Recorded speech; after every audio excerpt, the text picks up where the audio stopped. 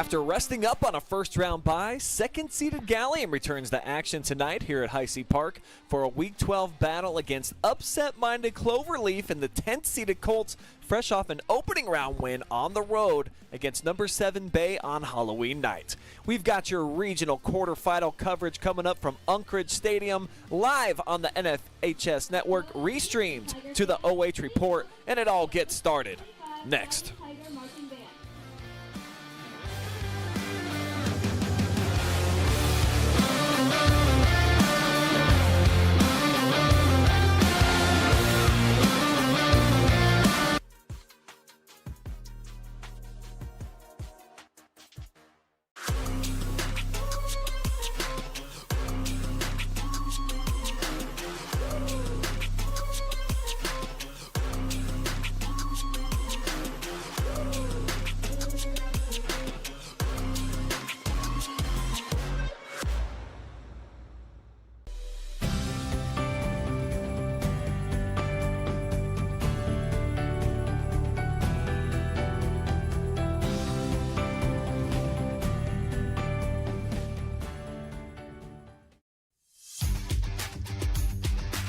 When it comes to comfort, every degree matters. At Buckeye Horizon, we proudly install and maintain Trane heating and cooling systems built to last, engineered for performance. And with our expert service, your home stays comfortable year-round. No matter the season, we'll keep your system running at its best. Call Buckeye Horizon at 419-529-2738, your local Trane comfort specialist. At Avita Home Health and Hospice, our caring professionals are ready to serve you with personally tailored services designed to meet the unique needs of each individual. When we take on a patient at Avita Home Health and Hospice, they really do feel like family. So when we take care of our family, we want to take care of the whole person. So we take care of them from our nurses, our aides, our physical, occupational, and speech therapists, but we also have people that tend to their hearts. So we have social workers, we have chaplains, and people that can help with the emotional side of their care. At Avita Home Health and Hospice, we have a dedicated team that takes care of you. Caring for the whole person is our promise to you. From social and emotional well-being to the way the patient relates to their loved ones, we treat your family like our family. Serving patients and their families wherever they call home, including assisted living facilities and nursing homes. Call 1-800-4NURSES to see if Avita can help administer your plan of custom care. Your future starts here at Pioneer Career and Technology Center. At Pioneer, you'll gain real-world skills, hands-on training, and college credits, all while preparing for the jobs of tomorrow. Pioneer, preparing today's students for tomorrow's opportunities. Discover your future at Pioneer. This is Jonathan Langdon. Catch me right here every Thursday for the Block Party presented by Bob and Bob Door Company, your place for volleyball highlights on the OH Report.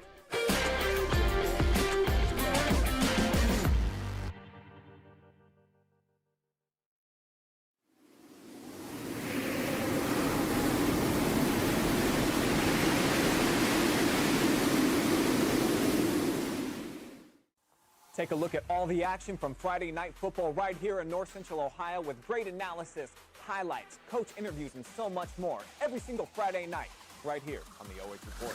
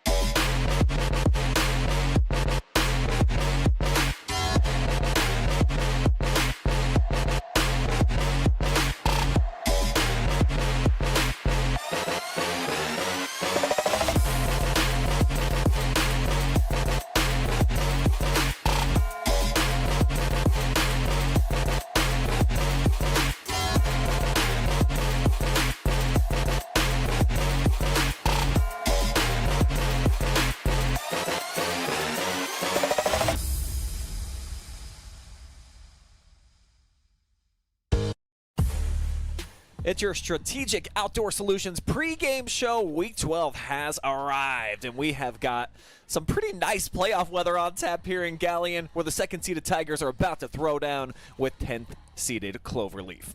Welcome to Heise Park, everybody. I'm Brian Skowronski. The great Jason Beans is with me, and I think we've got a pretty interesting Week 12 all across the state this week. Beans, just with we're about to find out the experiment. The team's coming off of the bye. I talked to a couple of coaches here for Galion, and they said it's been just unique, different.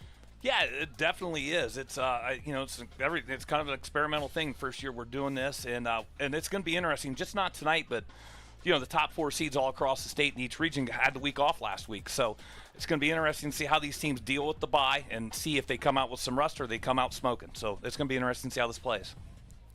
It's a Tiger band out on the field, setting us up with some pre-game festivities. One of the great venues for small school high school football that we have in north central Ohio, and Cloverleaf, the visitor, is about to make their entrance and find out what it's all about, making the trip from Seville in Medina County. This is actually their 4th straight road game for the Colts too, all against teams with winning records. They had great success early on in the season, Beans. Light schedule though. They've been gassed a little bit 3 of the last 5 weeks when they've turned it up a little bit, but coming off of a win over Bay, it looked like a team out here in pregame. They got some confidence, they got some young players, and they feel like they can compete. Yeah, Brian, it's a young football team. There's only 5 seniors on the roster.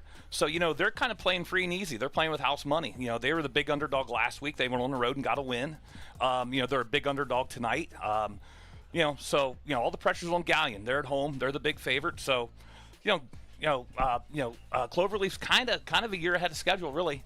And like I said, they're playing with house money, so we'll see what they got anything up their sleeve. They're definitely going to have to rely on our player spotlight tonight. Ayden Schmidt, the junior quarterback. He had a really big sophomore season. I was reading about him. He was a wide receiver, a first-team all-league selection, and he's shown dual-threat ability, over 100 carries this year as a runner, over 1,000 yards as a passer, and he's going to have to showcase both of those against a very stingy Tigers defense tonight. Yeah, the thing about Smith, like I said, he's an excellent athlete. The film I watched, he's definitely a dual threat. He throws the ball pretty well for a first-year quarterback. He just got over the 1,000-yard mark last week.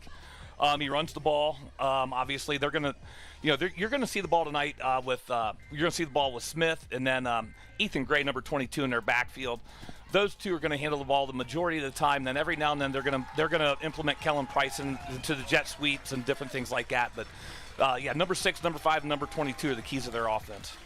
And here comes the Tigers making their grand entrance into Unkrich Stadium tonight. About to run out of the Tigers' mouth. Let's tell you about this team so far this season. Their only loss came against the number 1 ranked team in all of Division IV, the Shelby Whippets. They've won 6 in a row since, the defense posting 4 shutouts, and the offense has scored 30 or more 7 times, so I think this is a pretty legit threat to emerge from Region 14, or at least get to the final, Jason. Yeah, it's an experienced team. I believe they got 18 seniors on this roster. They went to the playoffs a year ago, so they've had a taste of this. They had Shelby on the ropes for 3 quarters. They did. That's the one team that's given Shelby a game this year, and I know that there's been a lot of talk since that game about wanting a rematch. Obviously, that rematch isn't given; it's earned. So they got to go out and earn it on the field. So we'll see. Kid that's definitely chomping at the bit for that. Ayden Schmidt had a huge game against the Whippets, and he's been a regular on OH.REPORT's top plays, Friday Night Phenoms, pretty much week in, week out. Took over the starting QB job midway through last season. He's 12-2 as a starter, Jason, and over 2,000 yards of total offense, 26 scores. He's just one of those kids that you feel like he's a threat to do something every snap. He's one of those kids that he's just a winner. He's a grinder. He'll do what it takes to win a ball game. He also plays defense. He's definitely one of the emotional leaders on this team. And when that Galion offense needs a big play, they go to 17. Yeah, just love his moxie. Hearing him in conversation, it's a kid that he just oozes swagger, confidence. And as they line up here for final prayer before they step out onto the field of battle, Cloverleaf is making their entrance on the far side of the field. I think it's going to be a big factor tonight. They've played mostly on turf so far this season. It's a little bit wet out here, this grass conditions, and I was watching a lot of the players kind of messing around with it in pregame. Well, Brian, it's going to be interesting because you're right. They have played most of their games on artificial turf. I think this weather, the weather that we had this afternoon, was probably the worst thing they could have wanted. They play a 3-front on defense, which is based on quickness and getting in the gaps and trying to create some havoc behind the line of scrimmage. And I think that, the field conditions and the weather, does not bode well for them, for what they want to be able to do on the defensive line. Show you our keys to victory tonight. For me, Jason, you just got to sustain some drives, man. Try to shorten the game a little bit. And to do that, some early down success could really go a long way. And for you on the defensive side, you like what their front three could possibly do. They said their front three, excuse me. They're not overly big, but they're built on quickness. They're there to penetrate and shoot gaps and be disruptive in the offensive backfield. And then for the Tigers, who we think is a pretty heavy favorite, number 2 seed here at home, I think you just got to take what's available on offense. It's a team that, without their big playmaker, they haven't played without Jacob Chambers yet after he was lost to the season-ending injury against Clear Fork. So little passes to the Hay boys, run it with Kuhlman. Obviously, we know that Ayden Schmidt can be a stud. If they do that, I think they're going to be fine. But you'd love to see them come out and get some points early. Yeah, I would. I think, like we said earlier, the pressure's on the Tigers. They're at home. I think it's important to them to get off to a good start. Don't let the underdogs hang around and feel like they have a shot to steal this. Tigers won the toss. They elected to kick it away. So Cloverleaf is going to get the ball first. As we wrap up our pre-game show presented by Strategic Outdoor Solutions. And I do want to say what's up to everybody out there watching live on NFHS. Great to have you guys all on aboard.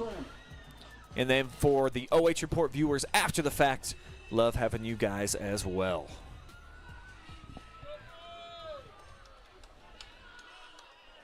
Pretty good environment. I'm going to poke my head out the window here. Looks like the home stand starting to fill up. Cloverleaf packed a pretty good crowd, and they've got a pretty good marching band as well, too, that I was hearing in the pregame, Jason. So yeah.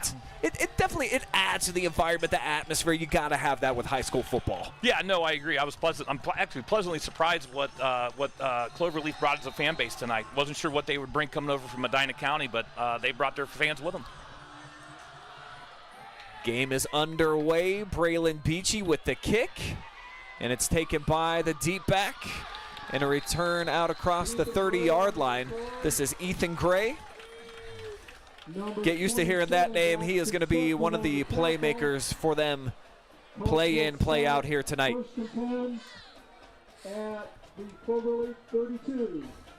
As Jason mentioned, not a ton of seniors on this roster, so the bulk majority of the big-time kids out here. Gray is a senior, but Isaac Smith Jr., Callum Price is going to get a lot of touches, Jimmy Trolley as well, all members of the class of 2027. They'll give it to Gray, though, here on a first down carry. Doesn't get very far, maybe a 1-yard pickup.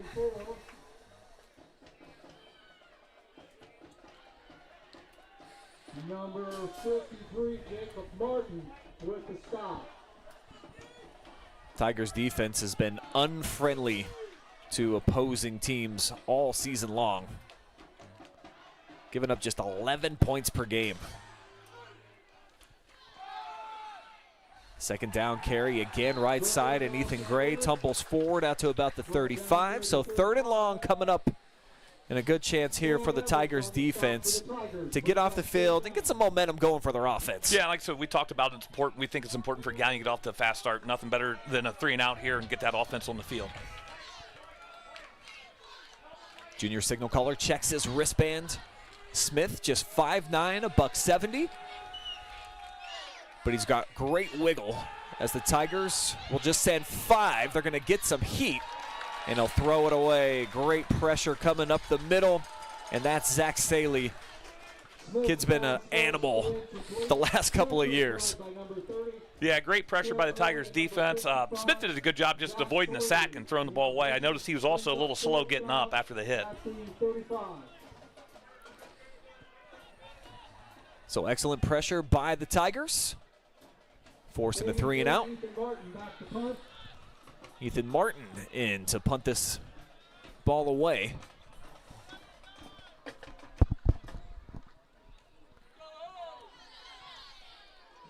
Kane Hay deep to receive. Kane Hay standing at his own 30-yard line. Punt is off, and it's kind of a short punt, angled towards the Cloverleaf sideline. And out of bounds, Tigers will take up with excellent field position. We'll see where the referee marks it off at. Still not done. It's going to be, wow, on the plus side of the field at the 49-yard line. You know, something we didn't talk about in the pregame, but something I did want to mention during the game that just almost played out there. I noticed when I watched Cloverleaf play, the snap back to the punter isn't exactly getting back there in lightning speed. And Galion's blocked a few punts this season, so look out for that. They almost got to that one. See if the Cloverleaf has to punt again, they don't dial up a punt block. Schmidt will start in the gun, 2 receivers each side. Kind of a 3-3 look. He's going to load up and go for it all. Double coverage. And lucky that that one falls harmlessly to the turf.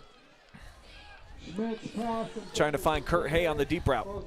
Yeah, the Tigers were just in a twin set here to the near sidelines, and they just ran a cross route. And to Cloverleaf's credit, they had it covered very well. Yeah, great defense on the play. David Hunter, one of the seniors back there, helping from his safety spot.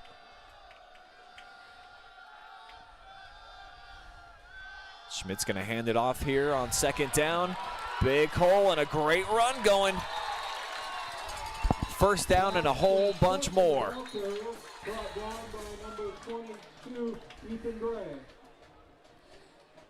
Gray finally made the stop. Got a flag. It's down, you're right.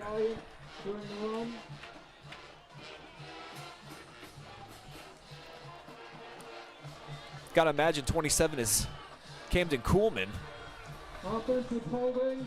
He's listed at number 11 on our official playoff roster tonight. There is no 27. Certainly looks like Camden.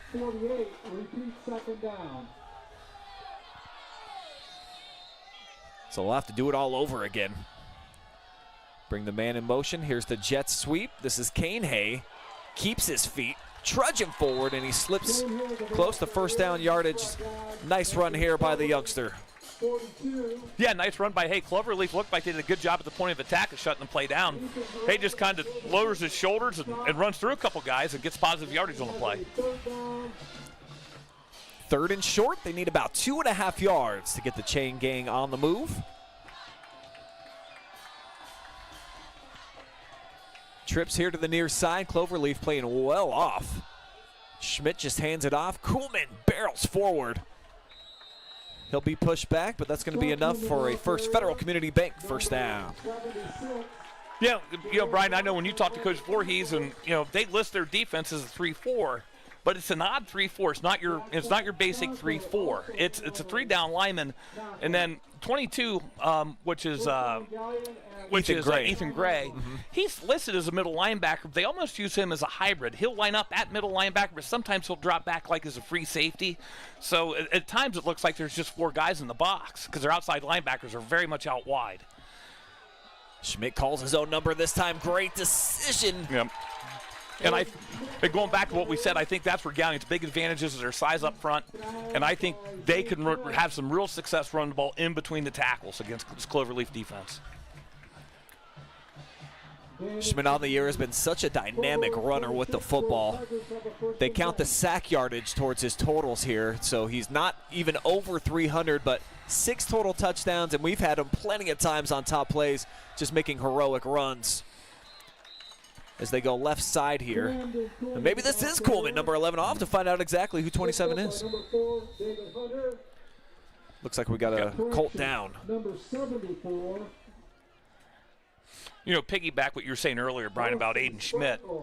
You know, it's unfortunate he's in the same conference with Braden DeVito, and he kind of gets overshadowed. That's a good point. But Schmidt is arguably one of the top 2 or 3 players in this area. And he does it on both sides of the ball. And his leadership is just invaluable. Here's a look at that last play. And the injured player getting walked off right now, Elliott Jordan. Looks like he's holding his right arm.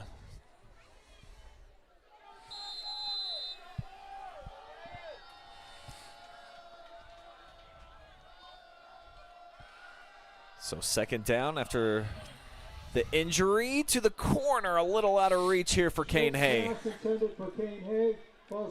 Well, that time they ran an out and a corner route to the left side. If you see the replay, and God bless Schmidt, he's a quarterback. We all want to throw the ball deep. I get it, but he tried to force the corner out a little bit. The underneath out route was wide open. He just missed it.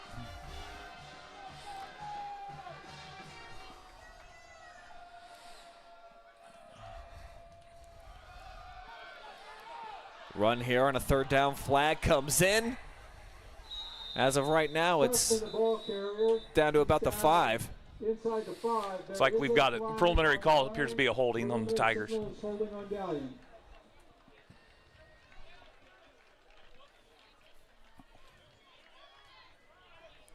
So it's going to wipe out that run again.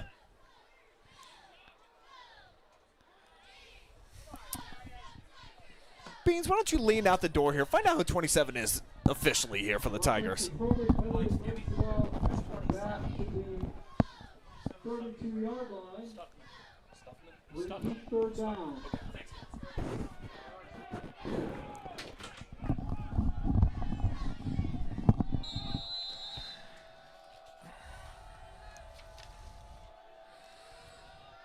So it looks like they just forgot to put Stuckman on the roster.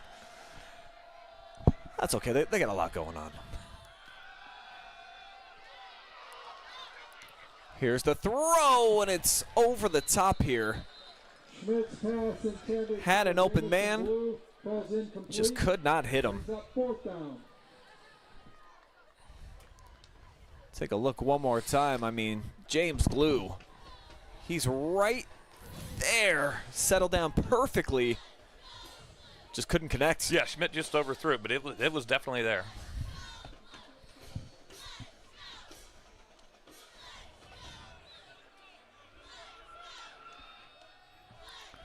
Tigers offense going to stay on the field here. 4th and 16. Man, we got a timeout by the Tigers. I want to talk this over. First charge timeout to Matt Dick and his crew. Matt been here a long time now. Done such a phenomenal job here with this program.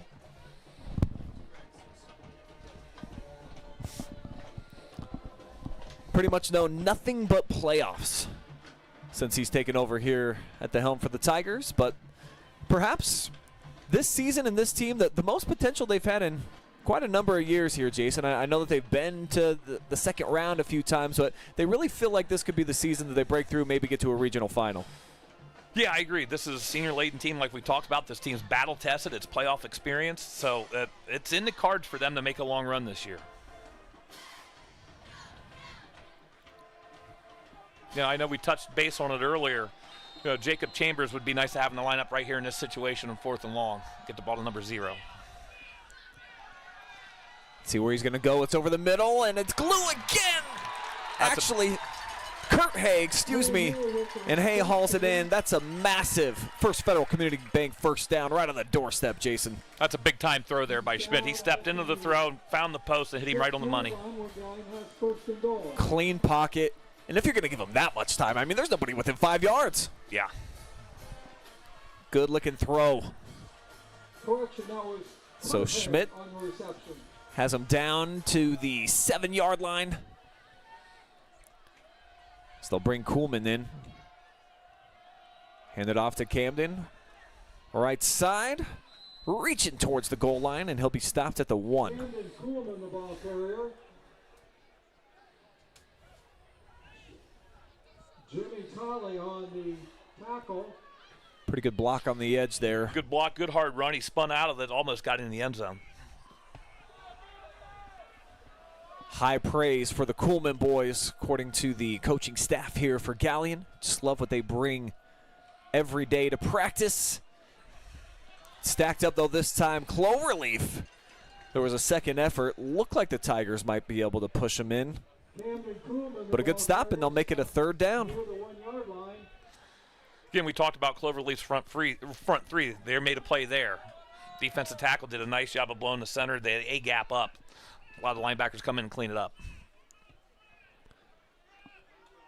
Yeah, well done that time by Drew Baltic in the middle. Jameer Johnson as well. A couple of really big bodies in the interior, and you got to have them to play with the 3-man front like they have. They'll run it this time, and Braxton Stuckman's going to get in there. Tigers score on their first drive.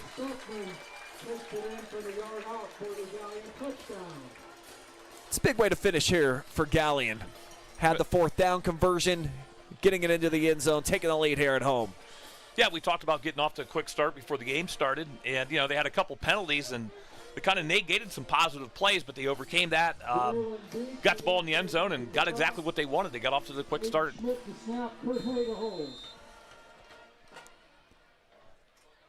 Hay to hold. He's got it. It's up. It is through, and the Tigers lead it 7-0 on this touchdown run by Braxton Stuckman to give Galion the early lead.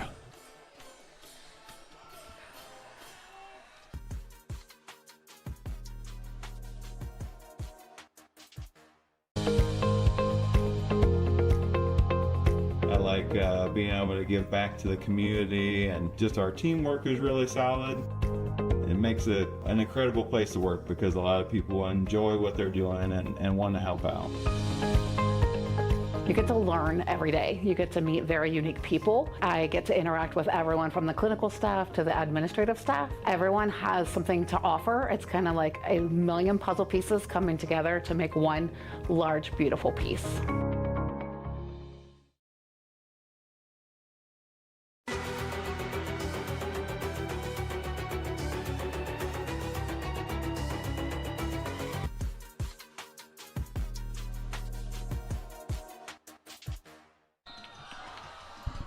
Tigers strike. They lead it 7-0 here at home. 6:35 remaining in the opening quarter. And this one's going to lay to rest at the 2-yard line, so Ethan Gray's got to pick it up, and he gets absolutely slaughtered. Big hit by Jamison Glue and company. Not a good way to try to respond after the Galion TD. Yeah, I think Gray miscalculated. I think he didn't catch the ball in the initial bounce, and I think he was hoping it would kind of roll into the end zone, and the ball kind of stopped there at about the 5-yard line, and he picked it up. He was really in no man's land. There's a host of Tigers waiting on him.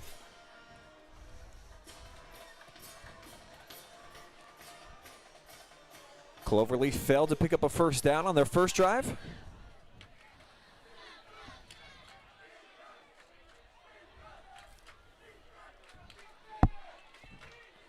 They'll move some guys around here pre-snap. A little eye candy, it doesn't matter. Read perfectly, and a big stick by Camden Kuhlman. Zane Trent, the ball carrier. Yeah, great play by Coleman. They tried to run the jet with Perry, and Coleman just shot the gap and blew this play up before it could get started. Great play. With the stop.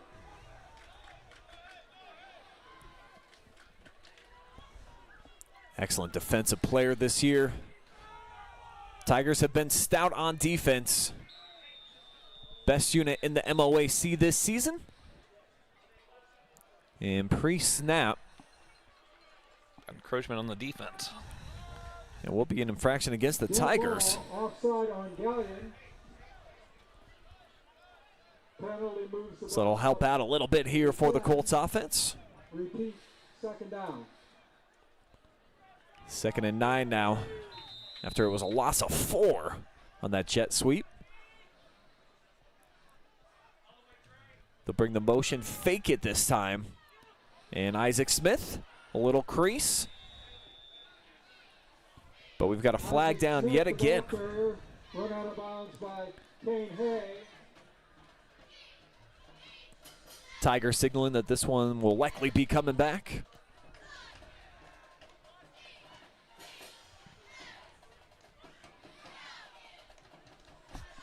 It's never a great feeling as a player or a coach when you see the officials huddled up over there having a discussion. You don't quite know what they're going to come up with. Well, it was a running play all the way, so it eliminates quite a few different things that you would talk about in terms of a scenario. You think the potential hold over there on the quarterback on the sweep. I mean, if it is on Cloverleaf, it negates a really nice run by Smith. As it stood, it was an 8-yard pickup.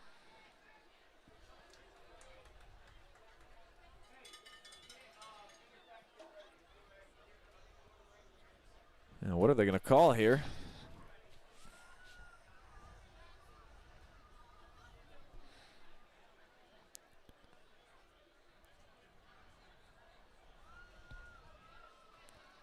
Okay, so it's going to be a chop block against Galion.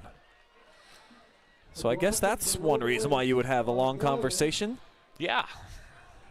Yeah, you don't see that one called every day. All right, we'll run you a replay, see if we can find it here.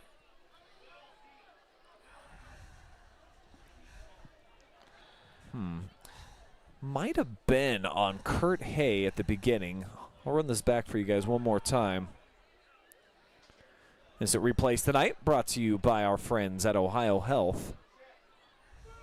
Yeah, right there. Okay, so you can see it on the left side of your screen. Yeah, I think one of the Cloverleaf linemen were engaged with a Galion player.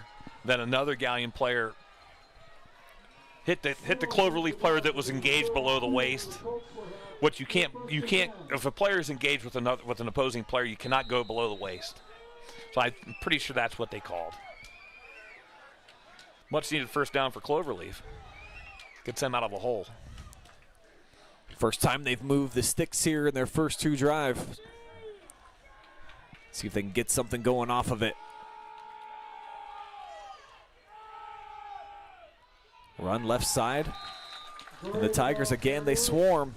And there's just not a lot of room there for Ethan Gray to find. No, they actually brought a fullback into the backfield and basically just ran an ISO, and with the fullback and the linebacker did a great job of standing the fullback up, and there wasn't much there for the Colts to run to.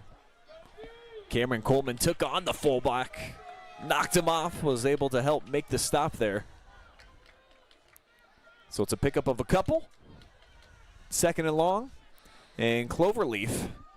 They've let the play clock melt down here, Jason. This is something that they do. They're not going to be in a real big hurry to run any plays. They might not even get the snap off. It was down to 1 second. They'll throw it over the middle, and this could be a big play. Marcel Davis, lots of room. So they break into Galion territory. Nice play call right over the top. Good connection. Now watch this. Cloverleaf could go fast, but I've watched in film. Once they hit a big play, they come right back at you. As we're watching the replay. So that's something we got to keep an eye on. That offensively, they're very methodical as far as letting the play clock run. But what I did notice in a couple games that I did watch, if they've hit a big play like that, they go right back to the line of scrimmage. They want to strike while the iron's hot. Sam Evans able to get in there and kind of cool off that iron. 5-yard loss on the run play. That long pass completion was to Davis Marzell, by the way. He just lined him up at the tight end, and they caught Galion in a corner blitz, and it was a perfect play call against that defense, and there was nobody there. Ball's loose on the ground. Tigers trying to pounce on it. Marzell Davis was able to keep the possession going here for Cloverleaf. Let's see exactly what happened. 47-yard line. Ball just never got off the ground on the snap. Yeah. Yeah, at first I thought maybe they tried a direct snap. I just don't think the ball ever got off the ground. Third and long now, 18 yards. That's what the Colts are going to need. They'll bring Zane Trent in motion. They'll throw opposite way. Same man that just had the big play, Davis. And he's right near the first down marker. Pass is complete to Marzell Davis. That's a great play call by the Cloverleaf offense. And again, another big play. They want to strike while the iron's hot, so they're right back on the line of scrimmage, ready to run another play. Now the spot's going to make this a 4th and 1, so this is a big play here.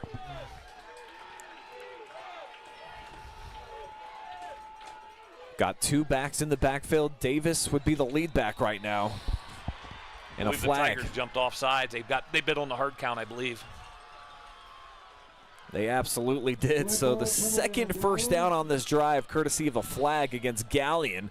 And their aggressive front, jumping off sides. But let's show you that last play by Davis that got 18 of the 19 yards needed. That was a great play design. They just rolled to, they rolled Smith out to the left, and then there was nobody to account for Davis on the backside screen. Number 70 was the lead blocker for him. He didn't have anybody to block for 20 yards. First hole that we've seen so far tonight for Gray. Number 22. Able to get right on the outskirts here of the red zone. Kane Hay eventually able to track him down. their best run of the night. Gain of 5 on the play. You noticed here on this play, they've got Allen split out here to the near sidelines. Here's a split end. I wonder if they don't have something up their sleeve here for 22.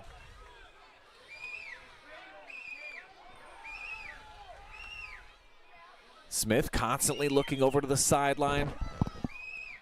See if they switch anything up here. They want to launch towards the end zone. Pretty good throw. They had a chance. And they are going to get Kurt Hay for defensive pass interference. We'll have to take a look at this on the replay. It was man coverage. I actually thought he had pretty good coverage. Yeah, here it is. What do you think, Jason? He's turned around. Really, Brian, I don't see a lot there. I thought that was just good physical coverage. I didn't see any pass interference there. I didn't see him grab at him. He turned around to the ball, tried to make a play on the ball. I thought in my opinion, that's a no call. So the freshman Trent draws the foul. Only has 1 catch on the season so far. They'll run it. Gray lost his footing, and certainly Kuhlman helped.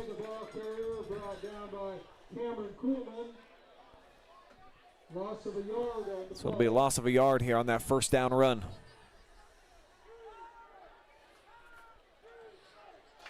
Again, they just tried to run the jet, and unfortunately, Allen made the Cardinal sin there. He tried to cut on, or Gray made the Cardinal sin trying to cut off on his inside foot. That's a no-no, especially on a wet grass field. Snaps a little low. They handle Gray right into the teeth of the defense, and he's been getting chewed up when they have tried so far. Jacob Martin there helps make the stop. You know, they've not had great success running up the middle, but in a way, at least it's kept Galion's defense honest. It has set some stuff up on the perimeter for him. Swing it to the outside, incomplete, down at the toes of Trent.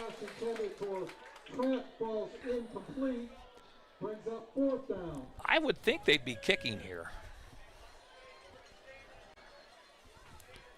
Got a great kicker. You said hit 3 field goals last week. No, not last week, but in the earlier game against Keystone, he hit 3 field goals, and one was actually a 40-yarder. Austin Susserstick in to try the field goal. So they are going to try to tack on 3. Austin Susserstick, the junior.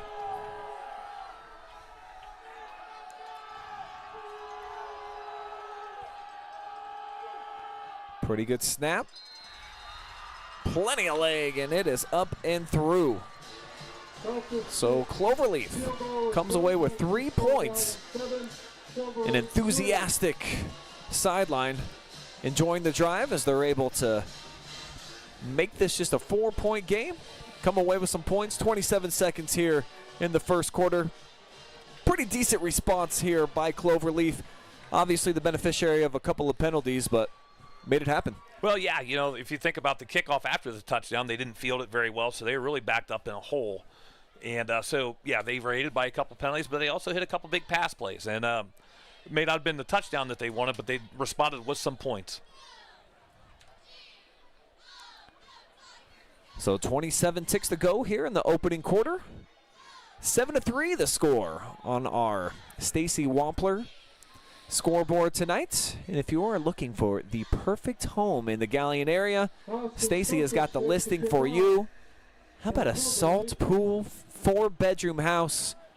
Give her a call or a text right now. Lock it in before this house goes. Brian, is it me or am I just getting old? Every time I'm watching some of these high school games, college games, pro games, these kickers get bigger and bigger. You look at the sister kid for Cloverleaf, he ought to be playing defensive tackle. He shouldn't be the kicker. Certainly becoming a bigger factor at every level now.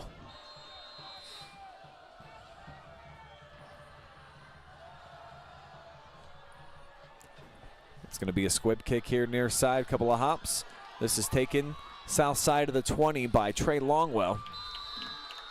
Trey Longwell on the return, number 28. Chris Gilliland on the stop. Galion will start first and 10. So the Tigers looking to follow up their touchdown drive on their first with more points here. The 28-yard line.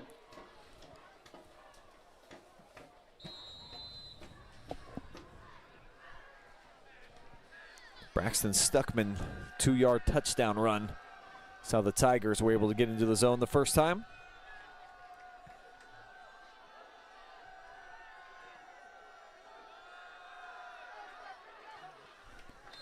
And they'll run them here for what should be the final play of the first quarter. Stuckman, the ball carrier, is down near the 34. Ashton Gray on the stop for the Colts. He'll pick up 5, and that will take us to the end of the first. Galion leading 7-3 at home. We'll be back, second quarter action on the way. Quarterfinals 3. Don't forget to get down to the concession stand.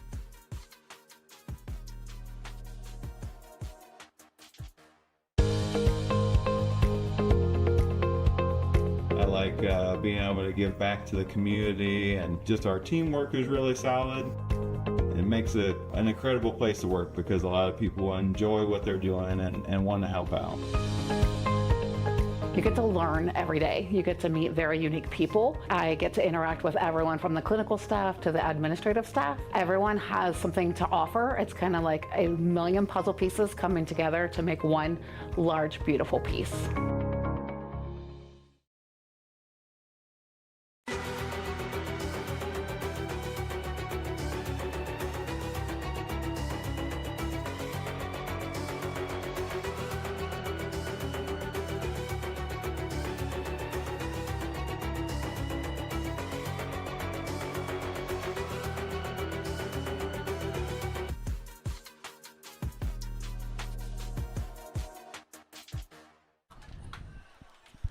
We welcome you back for second quarter action here at Heise Park.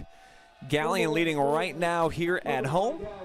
7-3, they've got the football. But the Tigers facing a third down. It's going to be a quick throw, miscommunication to the outside. Jamison Glue, the intended target. Yeah, it looks like that Schmidt was expecting him to run a hitch and stop at the yard marker to get the first down.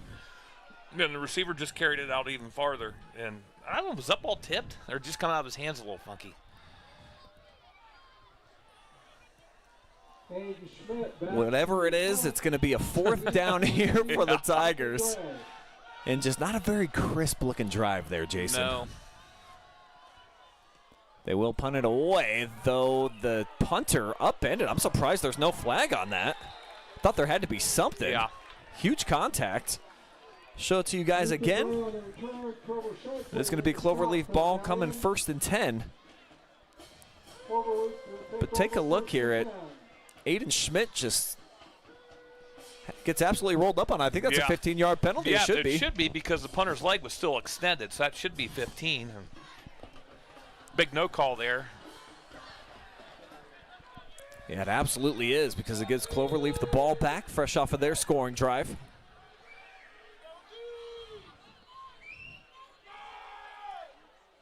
Again, trying to work the middle. Those A-gaps have not been friendly for the running attack tonight for these Colts. No, but to Cloverleaf's credit, they're sticking with it, like we talked about earlier. They're going to keep. They're going to be content to pound the middle, then wait for something to break on the outside. Like they said, they had a couple big plays off the perimeter, off that action. 2-yard pickup, second down 8.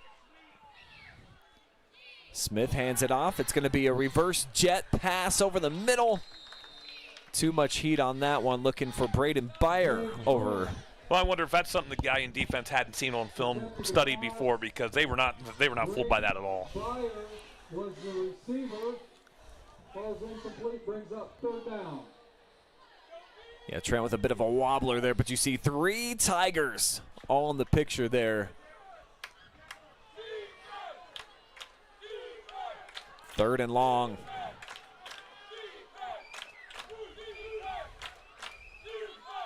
Galion showing blitz. They drop back. Climbing the pocket, taken off is Smith, but he'll get drugged down from behind. And the defense does their job here for Galion. Saley with the tackle. Great effort by Zaley. He didn't quit on the play, and he was able to track the quarterback down. Yeah, he's got great speed, and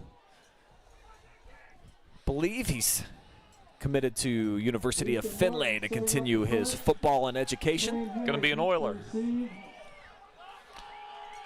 Excellent response by the Galion defense to get a 3 and out of their own.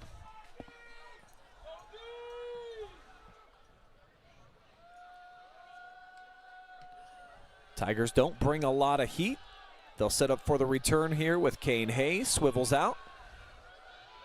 Now back the other way. Kane brought down at the 30-yard line. Tigers looking for a better showing on this drive than they just had on their second. Yeah, I wonder if Galion's just going to get back to getting a hat on the hat and using their advantage up front on the line of scrimmage and get that running game going and run the ball right at Cloverleaf.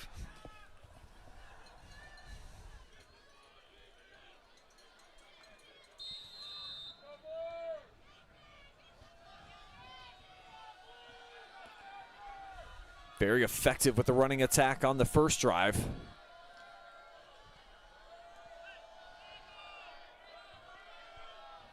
They break the huddle, still plenty of time, 7 on the play clock.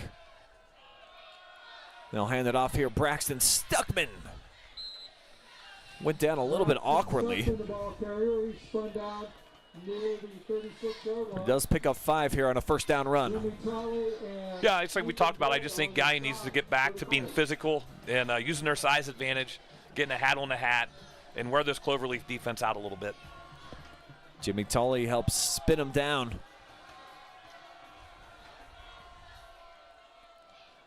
Cloverleaf brings some heat. Schmidt turns sideways. Thrown down to the turf after maybe a pickup of 1. So the Colts, chance to get off the football field here defensively yet again with a 3 and out. Again, they showed the same action as they did on first down, and this time Schmidt decided to keep it. See a lot of kids in white uniforms flying to the football right now. 3 and out would be huge for them here on this drive. They're going to hand it off. Stuckman right side and just fell right on to his backside. It opened up. The offensive line did a nice job to open up the hole. Stuckman attempted to make a cut, and then, like I said, on this slick track, he just kind of slipped when he tried to stick his feet in the ground, and he just slipped and fell. So right here, definitely looked like he was going to be able to burst for the first down. Yeah, I think he wanted to. I think he was trying to get to the sidelines, get to the markers. He definitely had some running room out there, and feet just didn't hold up. Yeah, Caden Hay out on the perimeter blocking. You got 4th and 2 here. That's not out of the realm of possibility that Galion may go for this. They're at their own 39-yard line. Oh, there you're down under 5 seconds in the play clock. Galion's probably going to use another timeout. Yeah. So the Tigers burn their second. They'll come back over to the sideline. Kind of a big decision early in this ball game. If you don't get it, you give Cloverleaf great field position and a lot of momentum. Take a look at the playoff picture within Region 14 and what is still remaining. Shelby's at home tonight, taking on Orville. We'll get some score checks on each of these other games for you guys at the break. And then the big one, I think, Perkins on the road at Napoleon. And I think pretty much everybody kind of feels like the Pirates, they're riding a heater right now. They're probably a favorite going up there to the Great Northwest. Yeah, I would think so. Perkins, the defending Division IV state runner-up, they got off to kind of a slow start to replace a lot of people, but they're playing their best ball right now. So on 4th down, it's a bobbled snap. Flags come in, I think, unless that was just marking where the ball hit the ground. Yeah, I think that was a fumbled snap, so I think it was just a ball marker, not a flag. So a huge blunder here by the Tigers as they had the Wildcat and Kane Hay in there. And this is what happened. Disaster, Jason, if you're a Tiger fan. Snap was perfect. The snap was just dropped. Still almost able to break loose. He got by Jimmy Tully, but not the second wave. Now on first down, they're going to run it right side. And Ethan Gray, his best run of the evening. He got a fantastic block by Caden Stone, number 58, to set him off. If you watch the replay. Boom, right here on the next level. That's a pancake. And they do get back up to the line of scrimmage. They'll run it fast left side this time. Be stopped by Jamison Glue. But all of a sudden, that's a big tackle by Glue. If he doesn't make it, he's in the end zone for 6. Colts are winning up front. Momentum's a funny thing. That's right now, it's all on the Colts side. Line of scrimmage changes in favor of Galion on this one. So they get pushed backwards. Tackle at about the 20. No gain on the play. We'll have a third down, about 8 yards needed.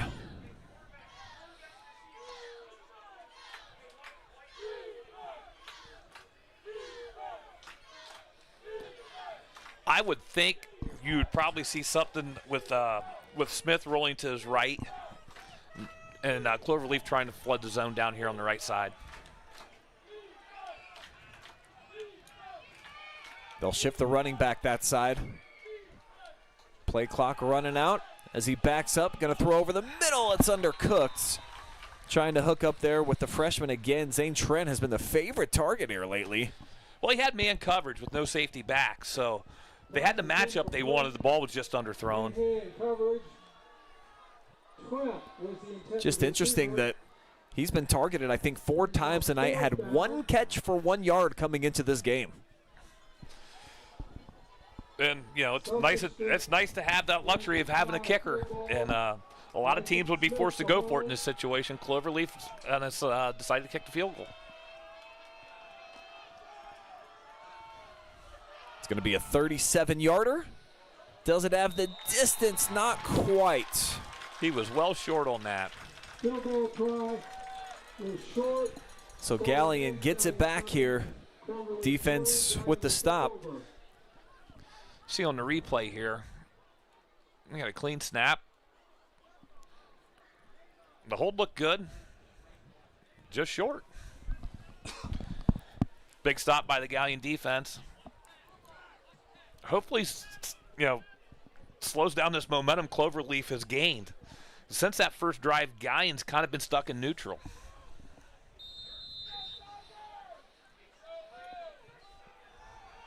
And it just feels like the energy in the building, too, has just kind of mellowed out a little bit. So Galion certainly needs to give this crowd here at Unkrich Stadium something to cheer about.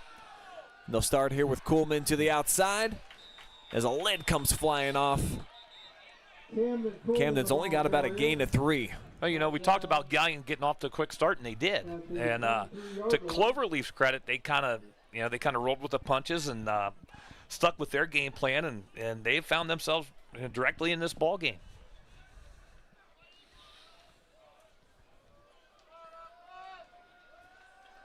Clock past the midway point here of quarter number 2. From the gun, they'll hand it off again. Nice wiggle. And the speed for Kuhlman. Crowd asking for a late hit.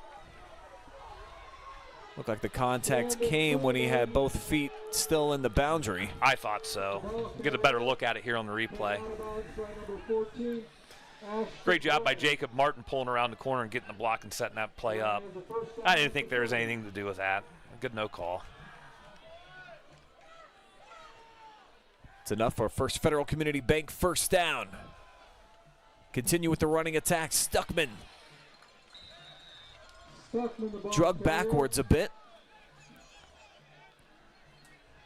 Had a pretty good burst at the beginning of this run. Then it was almost like the Monopoly man just grabs him and then yank.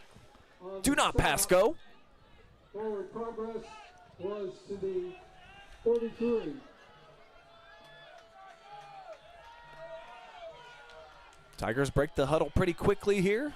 2 wideouts each side. And they'll hand it off again. Stuckman, much better hole this time. Trucks his way through. He's got a first down. I think like I said, we talked about Galion getting a hat on a hat and running the ball right at Cloverleaf. The other thing, too, with the weather conditions the way they are, the way both teams are running the football, the middle of the field's not going to get, the conditions aren't going to get any better. It's going to get worse and worse as the night goes on. So the ability to cut and stuff, you're not going to have that ability tonight on a wet track. So running north to south is definitely something you need to do tonight on a night like this.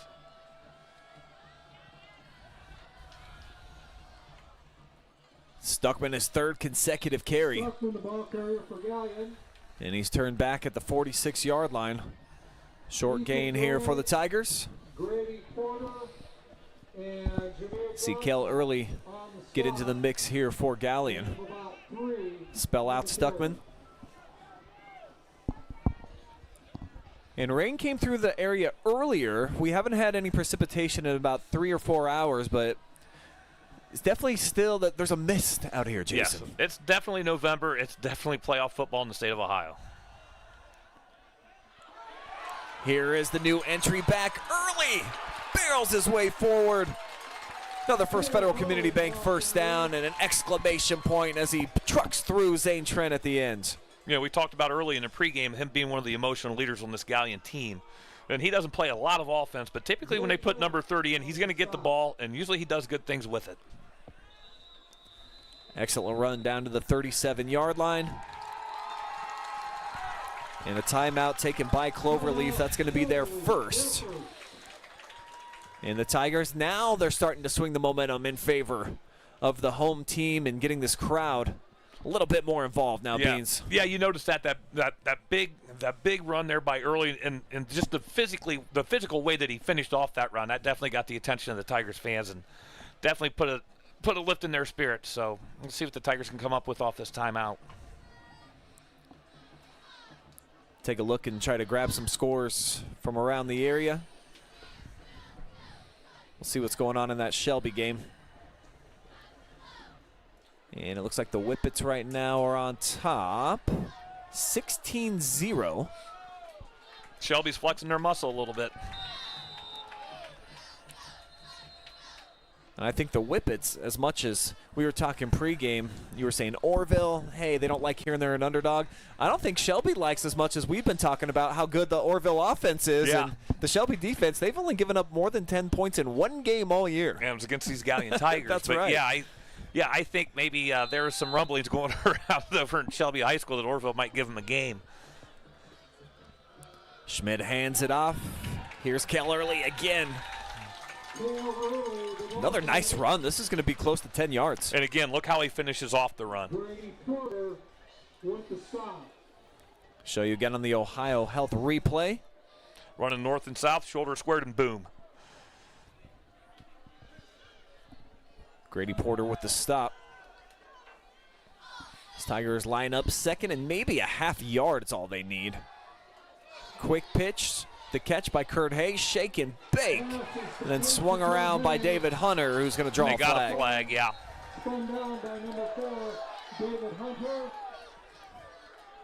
Hunter trying to make his case, but it's going to be a personal foul and I think a face mask. Let's see. Well, I think he got the face mask, the head, the helmet. I think he didn't get cheated. He got the whole enchilada there, Brian. So they'll mark off the penalty yardage here eventually. And this is an important drive as well. You know, we talk about, you know, the final 4 minutes of the first half, the first 4 minutes of the second half. So it would be a big swing here. Galion goes in to score before the end of the first half. Then Cloverleaf has to kick off and then start the second half. So big swing here potentially. Inside the red zone for the second time tonight. Penalty yardage tracks them all the way inside the 11. Stuckman the back as Dominic Capretta moves over to the right side. Cloverleaf adjusts. Stuckman tries to break it. And he leaps. I think he's in. Into the end zone. Tigers extend their lead. It's back out to 2 scores. Braxton Stuckman, the ball carrier. Braxton Stuckman with both touchdown runs here tonight. Great job of blocking. Number 50, Sam Estep on the pole. They kind of set the edge. Stuckman did a great job of bouncing the ball outside, and he found the corner of the end zone for a touchdown.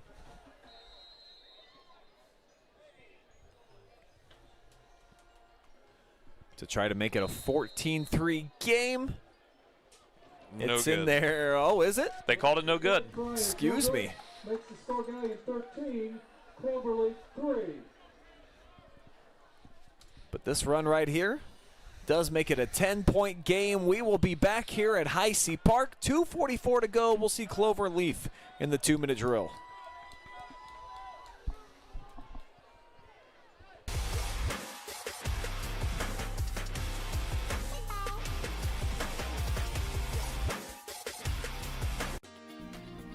Your future starts here at Pioneer Career and Technology Center. At Pioneer, you'll gain real-world skills, hands-on training, and college credits, all while preparing for the jobs of tomorrow. Pioneer, preparing today's students for tomorrow's opportunities. Discover your future at Pioneer.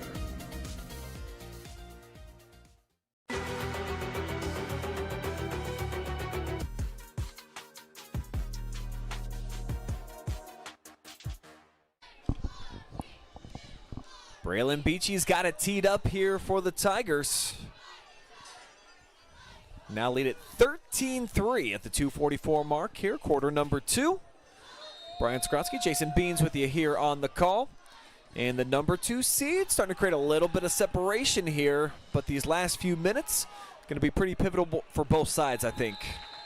Yeah, I think Cloverleaf would love to get some points, but also they don't want to make a critical mistake going in the locker room before half, and this thing goes from 10 points to 17 points at half with them having to kick the ball off the Galion. So obviously you got field position, they got 1st and 10 at the 20. I don't think that they'll probably do anything too crazy until maybe they get a first down and get themselves some field position. I think the way where the ball is right now, I think they'd be happy running the clock, getting out of here at 13-3. And I think Galion only has 1 timeout left.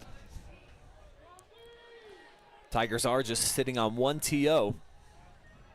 Cloverleaf has a pair. So they try to get skinny through the hole, but Cameron Kuhlman didn't care whatsoever. Great individual tackle. And Marzell Davis paid for it. Yeah, Cameron Coleman just came up and filled the hole, and number 7 was right there to greet him. Colts have been allowing the play clock to funnel away. They'll snap it, though, this time with 15 ticks over the middle. Great catch. Now the MO has been for Cloverleaf to go fast here after a big play. And it appears they're going to line up here, and they're going to try to go fast. Great throw by the quarterback, Smith, by the way.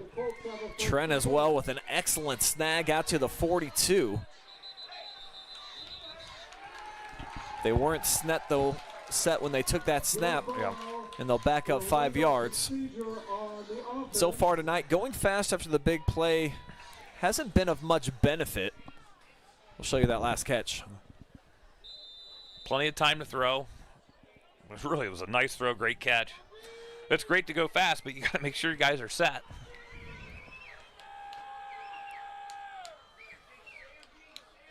First and 15, clock spinning, $1:45 to go. Pitch and catch. Little curl route. Jimmy Tully with the snag. Tully appears to be injured after the reception.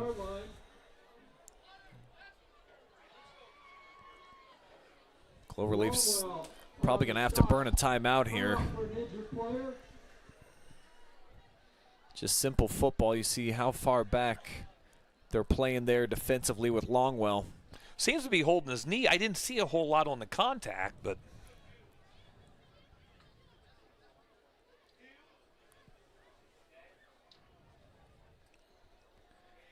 well, they tend to him. We'll take one more look here at the region and how things are shaping out right now. And again, we'll get some halftime scores for that Bath-Bellevue game. And then also check in on Perkins and Napoleon. We know Shelby's up by a couple of scores, a couple 2-point conversions in that game over at the Whippet Athletic Complex. And a good sign that injured players up and being helped over to the sideline here. We'll see if Tully's able to shake it off. That'd be a big loss for Cloverleaf. He's one of those guys that Smith likes to throw the ball to.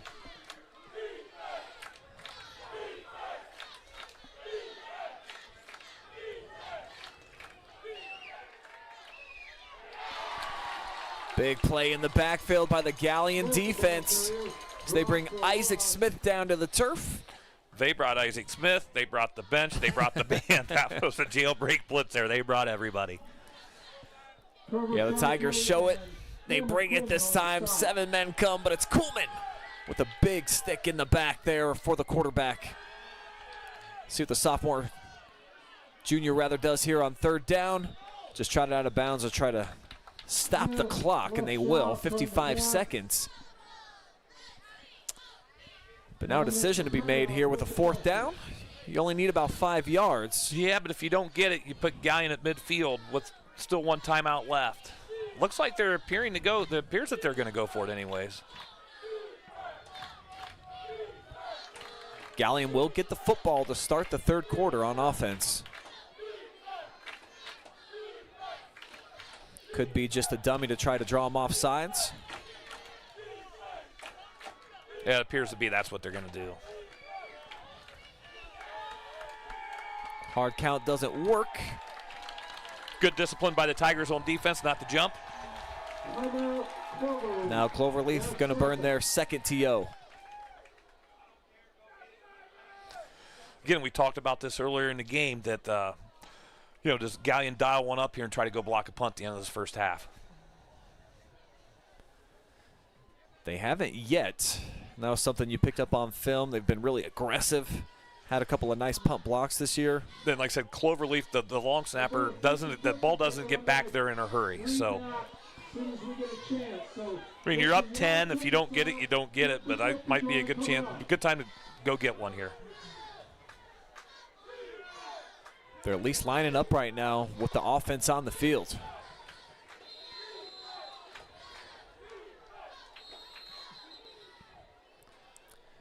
Tigers going to burn their last time out, maybe. Timeout, Galion. Yep. Their 3rd. Yeah, they saw the look. They had an extra man on the field too, I think. It's a yellow ticket. 7-7-7. So the Tigers now out of timeouts, 4th down, and it looks like Cloverleaf, they know that they got to get some points here eventually. They're going to roll. Like we talked about before the game, you're playing with house money. So, you got the ball at midfield. You got, 4th and 5? Take a shot. So at 22, like I said, Gray's a really good athlete. I'd look for him out of the backfield. Probably roll the quarterback out. I wonder what Galion will do. Galion had success after that big pass play of blitzing. We'll see if they bring some heat this time. One of their big play threats, though, Jimmy Tully over on the sideline. 25 catches, the most receiving yards on the team. See if they can go back to the well with that backside screen. They've got Galion to jump twice so far into the neutral zone. Looks like they're going with the hard count again. Cloverleaf does have one more timeout. We might see 3 in a row here, Jason. Don't see it every day. They're just going to run a quarterback draw. Wow, great play by Coleman. So we talked about if Galion was going to blitz or not. Well, they sent Coleman right up the A gap, and I don't want to be too critical of the Cloverleaf play calling, but I don't understand that play call in 4th and 6. There was some kind of miscommunication there or what?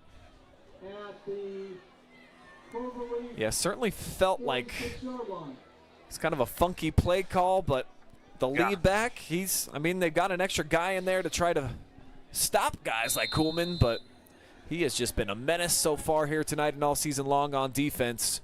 Yeah, he's had a whale of a first half. He's all over the field.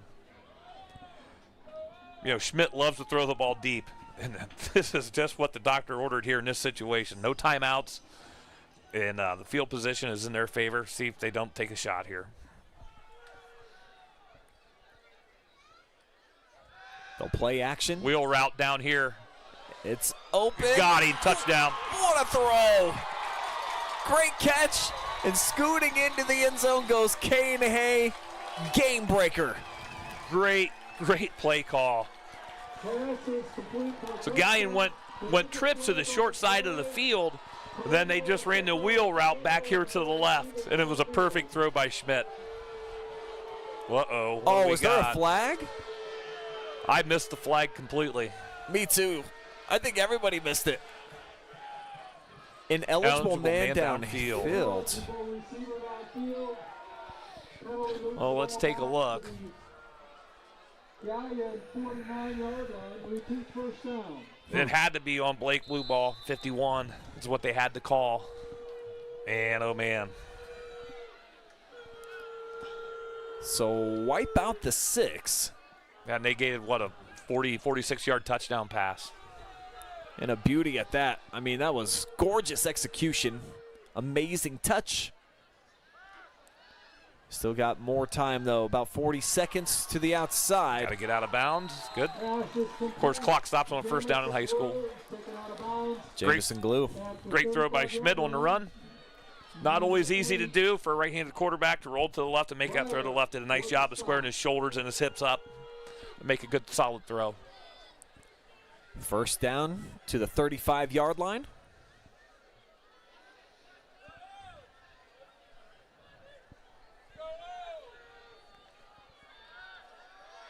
Schmidt pressured, steps up, fires, and he's complete again. Jamison Glue, back-to-back receptions. Just caught him on a crossing route. Great patience by Schmidt to let the route break. And you got plenty of time here. No reason to panic. You got 23 seconds. Tigers, of course, out of timeouts. Looking right all the way. Ayden wanted to crank one. Now he takes off, and this is now danger you got to spike mode. it. You got to hurry up and spike. You're out of timeouts. Got to spike the ball, guys. We got a Tiger down on the field. Sam Estep was late to get up, and boy, what a really strange way for that first half to end. Odd last 10 seconds to that first half. But that is what it is in the books. Galion leads it 13-3. The 46-yard touchdown by Kane Hay wiped out. And then they don't get off that final play after Ayden Schmidt scrambles. We do have the halftime band show coming up. Both Cloverleaf and Galion will have their marching bands out on the field. So stick around. We have that on the way. And then Jason and I will get your halftime stats, break it down. We'll get all the scores and everything on the halftime report. Stay with us.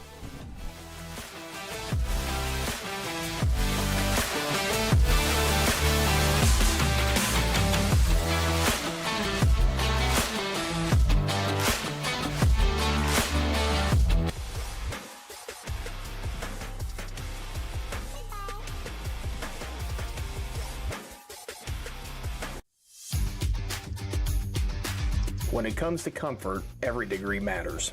At Buckeye Horizon, we proudly install and maintain Trane heating and cooling systems built to last, engineered for performance. And with our expert service, your home stays comfortable year-round. No matter the season, we'll keep your system running at its best. Call Buckeye Horizon at 419-529-2738, your local Trane comfort specialist. Avita Home Health and Hospice is locally owned, locally managed. All of our staff, our board, everybody are members of the local community. Our medical director is a member of our local community and has practiced in Bucyrus for over the last 10 years. When you call in, you're getting a local person. The nurses that you talk to all live, work, and recreate in your community. I mean, I've been doing this for 16 years and I've taken care of 3 generations of some families. We're the hometown people.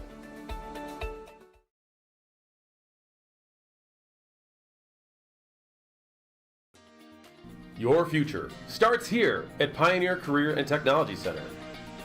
Get real-world skills, college credits, and career-ready training. Discover your future at Pioneer.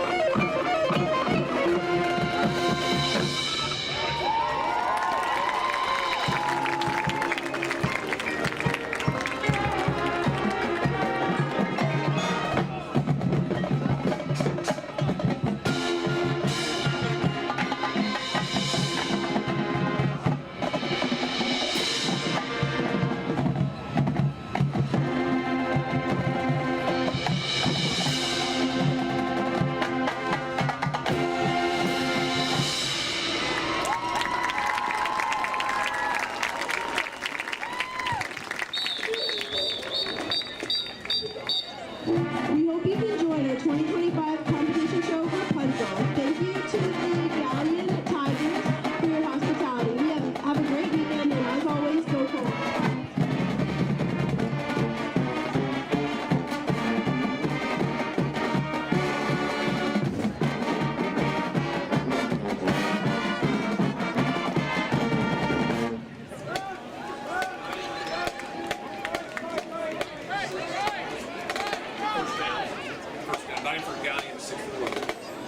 Roger that. I don't have those yet. Seven for Galion, 3 for Cloverleaf.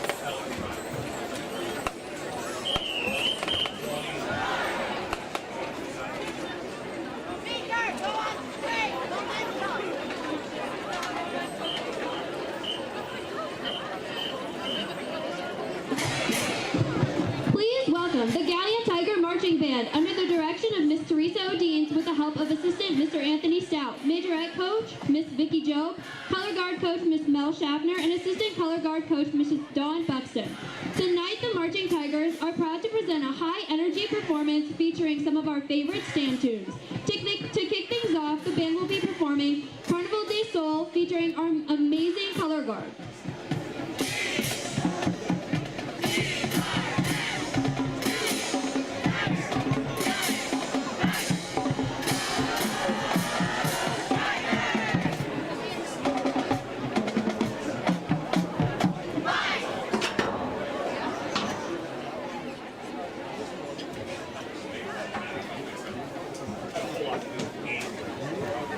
Yeah, that was an exciting play, though. It was a great play call. It was executed perfectly. It was a great throw. That's one thing about the Schmidt kid a couple times I've watched. He leaves some out there because he is a long ball hitter. And he throws a great long ball, especially for not being a real big guy. He throws a great long ball. He's got a great touch. He is definitely a road gambler. He will not take the 8-yard throw. Good way to put that.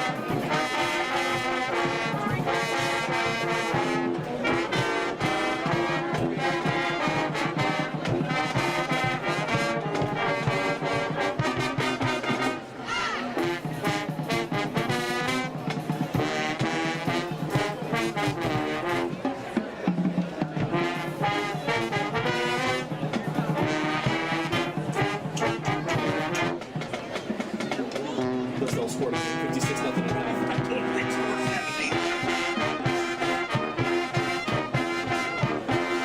Some damn balls up there. Like I said, Rondo was terrible. And if Rondo would have won one more game, I think they would have gotten him that. You never know. Next up, get ready to move. It's the land of 1,000 dances. Keep your eyes on our majorettes lighting up the night with their fiery baton routine. You're probably looking at the Mary Walter St. Henry, whoever wins that regional championship game, is going to steamroll through the rest of the semifinals. I think Hillsdale's got a much better shot this year. I just think they got a better shot because locals all sophomores. I was so upset with Hillsdale last year. As an area fan, I knew they weren't going to win. Just they didn't show. I got a lot of friends. I said, guys,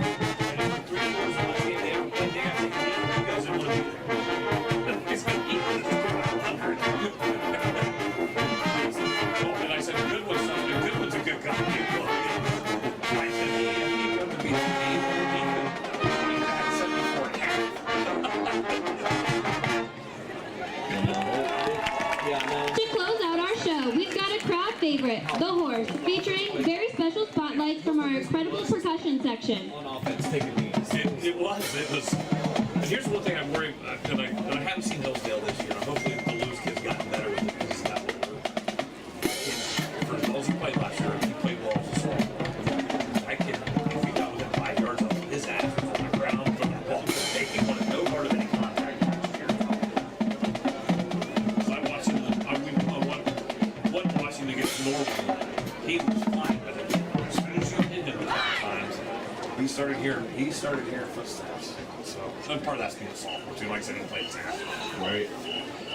Yeah, he's been more of a runner actually this year. Yeah. I think he's scored.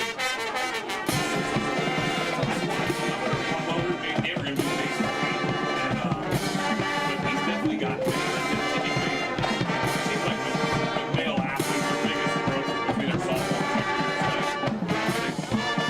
and their boys and that sort of stuff. I think they're not going to beat either one, but they're not going to get that 74. I hope. But I said better than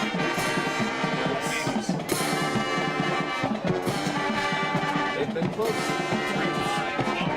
St. Henry has now 14-7 on that 21-14. He said St. Henry has waxed everybody since he's lost that game.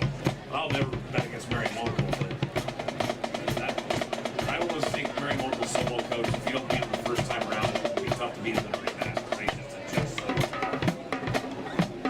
It doesn't hurt that you're D7 school. He's got about 15 coaches.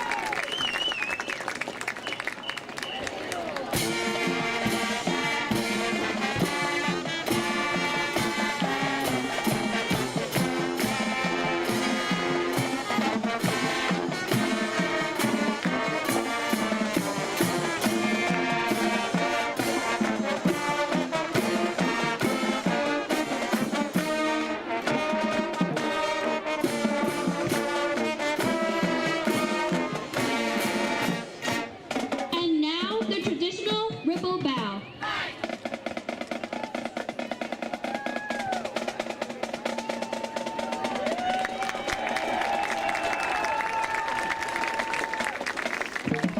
The Galion Tiger Marching Band would like to congratulate all of the student athletes at both schools on a great fall season and the best of luck in the playoffs. Go Tigers!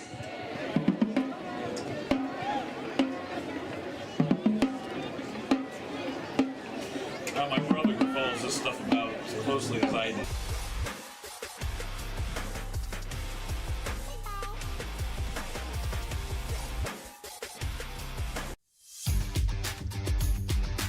When it comes to comfort, every degree matters.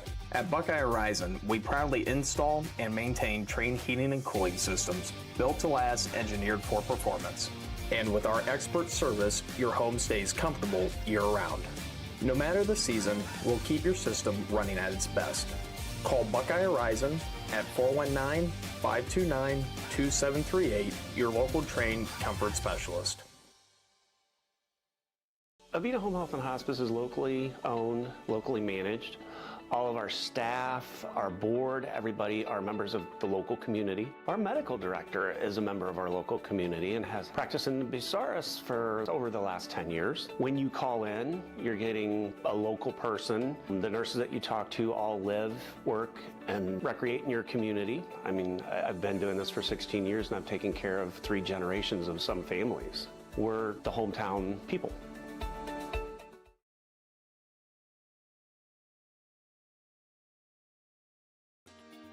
Your future starts here at Pioneer Career and Technology Center. Get real-world skills, college credits, and career-ready training. Discover your future at Pioneer.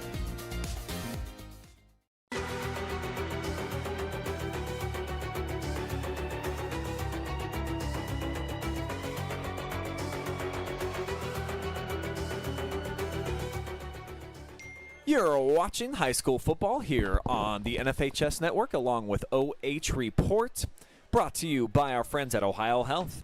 As the area's leading healthcare provider, OhioHealth is investing in a stronger, healthier community. Learn more at ohiohealth.com/Mansfield. First Federal Community Bank. Banking locally just got a little bit easier. Avita Home Health and Hospice, providing high-quality community health care and improving the quality of health in families throughout their lifespans. Check out Stacey Wampler's exciting new listing on Heisenhower Drive in Galion, featuring 4 bedrooms, a saltwater pool oasis. Call or text her right now if you want to pounce on this opportunity at 419-565-5184. Tonight's broadcast also presented by Buckeye Horizon, Heating, Cooling, and Plumbing, your local Trane comfort specialist, and Strategic Outdoor Solutions, real results, real growth. Schedule weekly lawn maintenance, fall cleanups, snowplow services, and landscaping online at strategiclawn.com.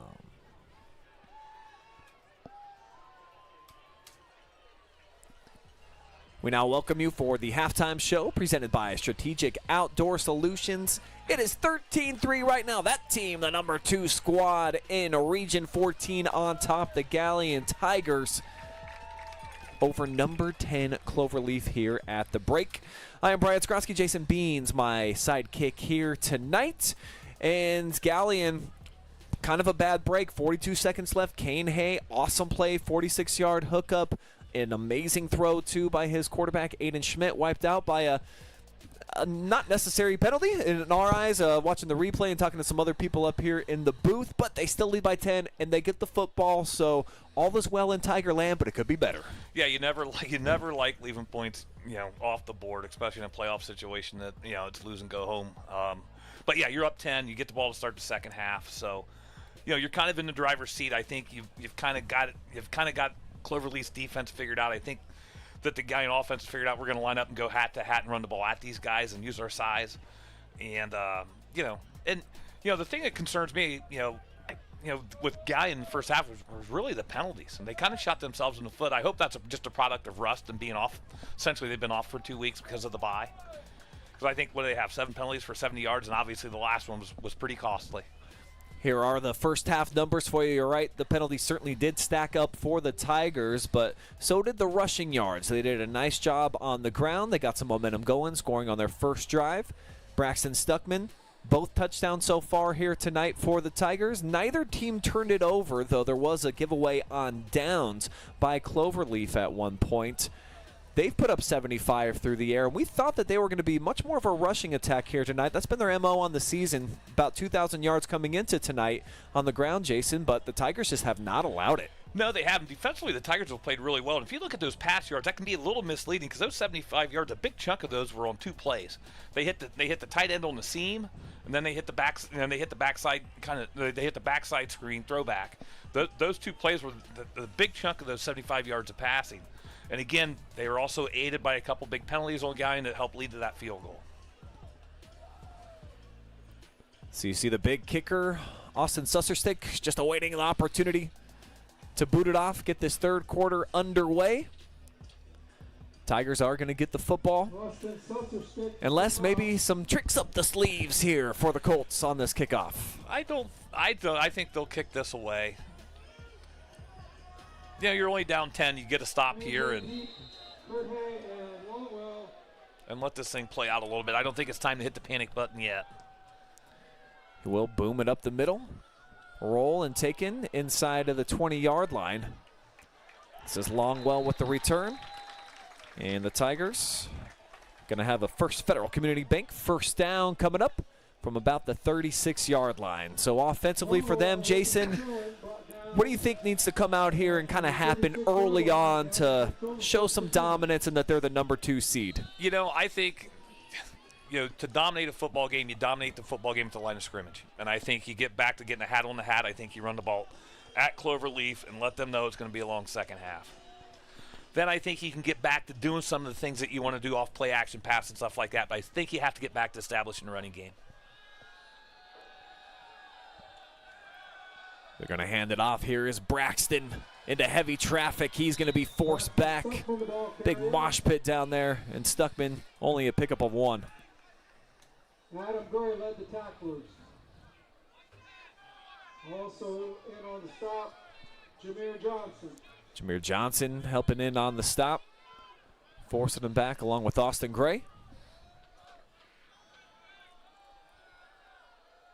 Second along, they'll fake it. Schmidt out of a cannon, flying out across midfield, and more. Ayden Schmidt looking to make a house call, and he'll do it. 63 yards to the crib. Tiger Nation loving that sight. Ayden Schmidt, the ball carrier, takes it 63 yards up the middle for the Galion touchdown. And we've seen that a bunch this year, Mr. Beans, where once he gets to that second level, he's got some track speed, buddy. Yeah, he's deceptively fast, and he's just a big play player, not only with his arm, but obviously with his legs as well. Schmidt to snap, and a hold. Beachy on for the PAT. Missed the last one. This one up and through. Huge run here by Ayden Schmidt to start off this second half. Check it out one more time on the OhioHealth replay. Break it down for me, Jason. Just a zone read. He kind of faked the zone, kept it, and the middle of the field just kind of parted like the Red Sea, and Schmidt went right down the middle and off to the races. Gave one last look over the shoulder. Kellen Price not able to get there. And then, of course, Tigers fans wanting some high fives from their senior signal caller, who all he's done is just win, win, win since he's taken over midway through last season. As mentioned, just 2 losses as a starter, looking for his 13th victory here tonight. Beachy to kick off. Ethan Gray deep in the middle. So for Cloverleaf, now maybe it's a little bit of danger zone time. Now I think you're getting to that point where we'll see. They just got hit with a big overhand right. We'll see how they responded. You almost feel like this drive is almost, you almost feel like this is a must score for Cloverleaf on this drive to try to stay in this ball game.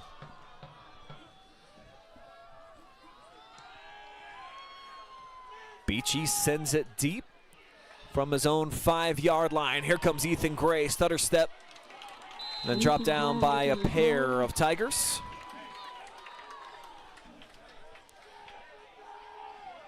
I think that was a great job by number 22 for Galion, Isaiah Preston, coming up there, and he was kind of the wedge buster on that, and he kind of blew up whatever blocking they had, Cloverleaf had designed on that return. So it was a great play by him, sacrificing his body. Colts offense has mustered 2 field goal attempts tonight. 1 for 2, of course, with the 3 points right now on the board. Got to start getting some touchdowns now with the lead swelling up to 17. Quick throw near side, and it's over the head of Zane Trent. And again, I know they had some early success throwing the ball, but this is not what Cloverleaf wants to do. They don't want to be in a position where they're throwing the ball on first down. They want to be able to run clock and kind of manage the game and shorten the game up.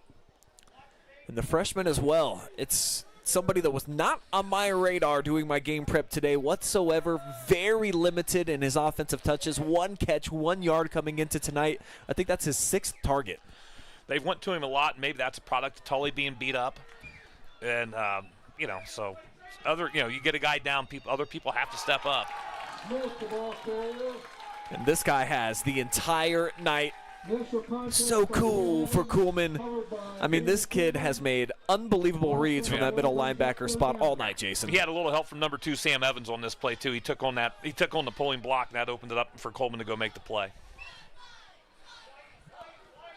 So it's another tackle for loss for Kuhlman. He's had 3 or 4 of those so far tonight. Behind the sticks, Tigers just bring 3. For Smith up in the pocket, tipped. Again, targeting Zane Trent. Can't squeeze it, and it's quickly 4th down.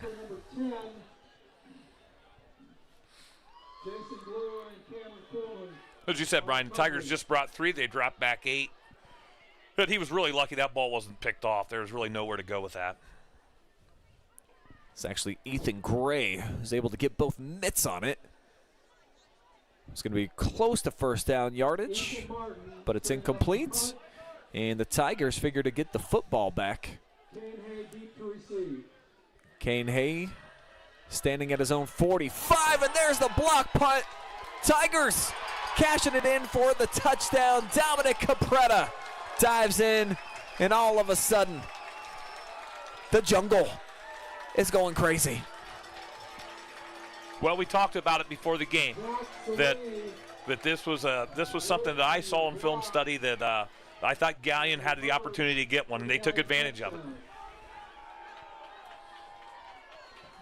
So a huge misstep here in special teams for Cloverleaf in a big-time play.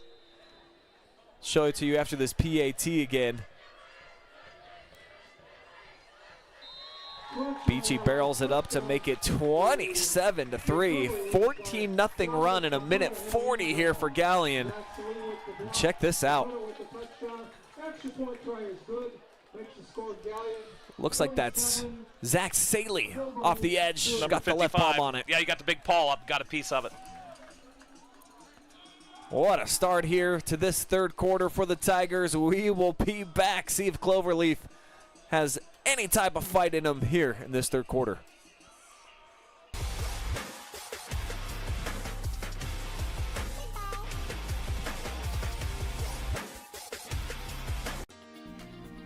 Your future starts here at Pioneer Career and Technology Center. At Pioneer, you'll gain real-world skills, hands-on training, and college credits, all while preparing for the jobs of tomorrow. Pioneer, preparing today's students for tomorrow's opportunities. Discover your future at Pioneer.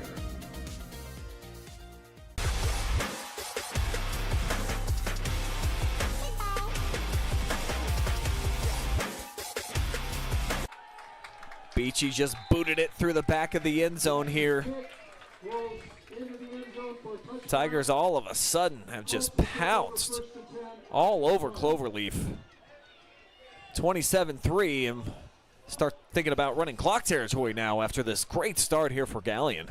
Yeah, we'll see what Cloverleaf has up their sleeve now, because they really got hit with the kitchen sink. Galion came out of the locker room, guns a-blazing.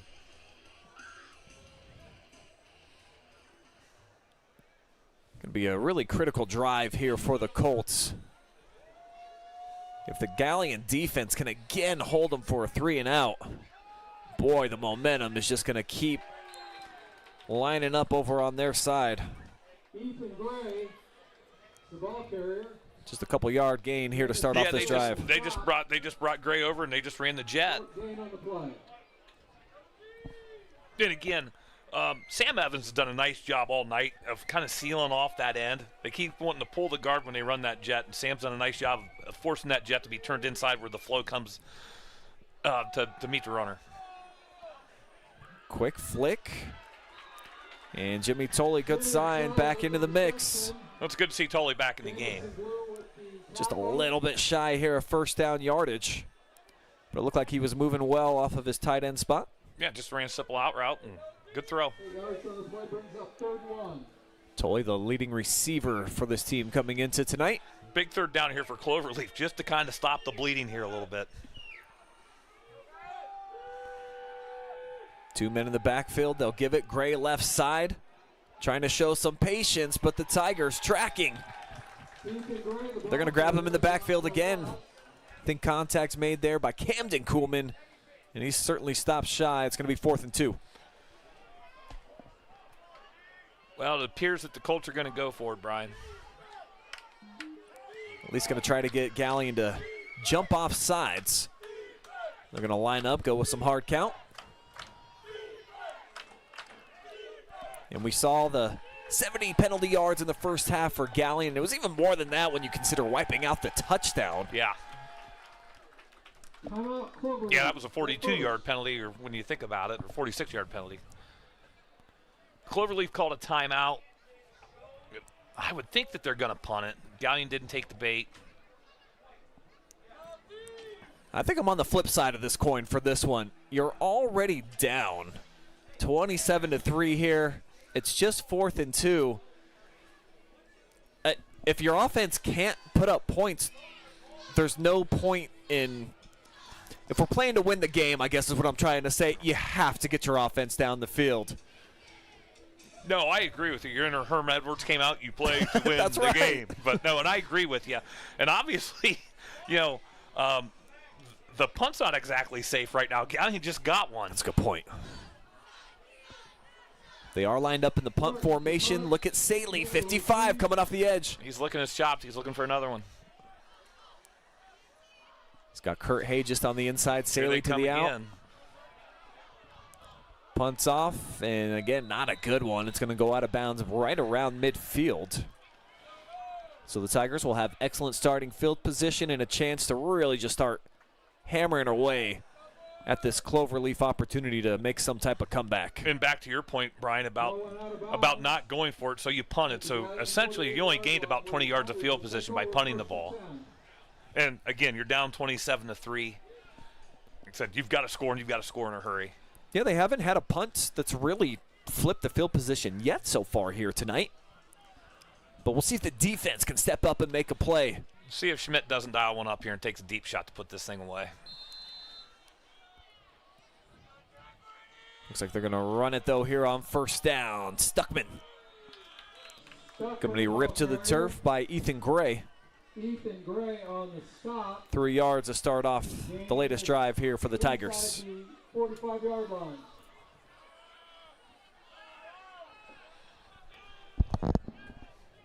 Obviously, the block punt helped, but I think, the Tigers have attempted maybe one pass this second half. They've kind of went back to the basics here running the football. And they will here. I'll show you the whole thing on the replay. Getting a little late on that last one. Sam Evans coming off the edge. Little jet sweep. Little jet action. Great block by Buckman there. Yeah. Or Stuckman there. I apologize. Game brings up 3rd and 2. Either way worked the way that he just laid that kid out. Stuck him, bucked him. It's a gain of 6, 3rd and short. Here's Braxton again. He's got the first down. Maneuvering deeper into Cloverleaf territory down to the 34. The gain to the 33-yard line gives Galion a 1st and 10. Again, give that offensive line credit. Driving off the ball, getting plenty of push against that Cloverleaf front three.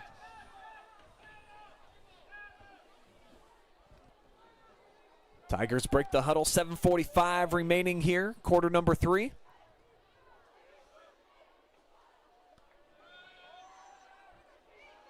Ayden Schmidt spins his way out of trouble.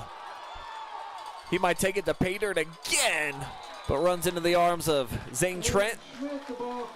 Beautiful maneuverability. It looked like he was going to be left for dead, and then somehow Chris Angels his way out of problems. Whoop! Real testament to Schmidt and his athletic ability there. They thought they had him hemmed in, and he just spun out of it, and he was off to the races again. It's like that good old-fashioned Houdini. Think you got him in the straitjacket? He can beat you a lot of different ways. 2 big runs in the 3rd quarter by the senior signal caller. Got him set up, first down goal. Stuckman to back. He's running right side. Lowers the pad level. Takes 3 Colts to bring him down at around the 2.5. Also 76, Jameer Johnson on the side. Well, if you're a fan of old school football, you'll love this drive. This is just in your face, methodical, hat on a hat. We're going to push you around and bully you down the field. Tigers touchdown will trigger a running clock as well. So they bring in Camden Coolman to lay some wood, open up the hole. That's exactly what happened. Stuckman with a hat trick. He's in there again. Wait, another flag. I've done this twice tonight.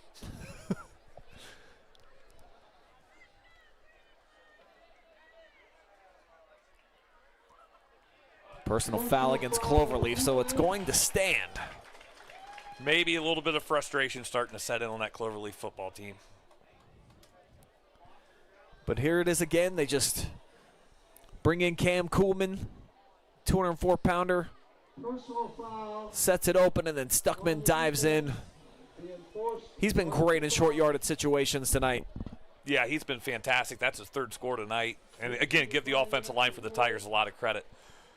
We've not even played half the third quarter, and this lead went from 10 to 30, possibly 31 in the blink of an eye.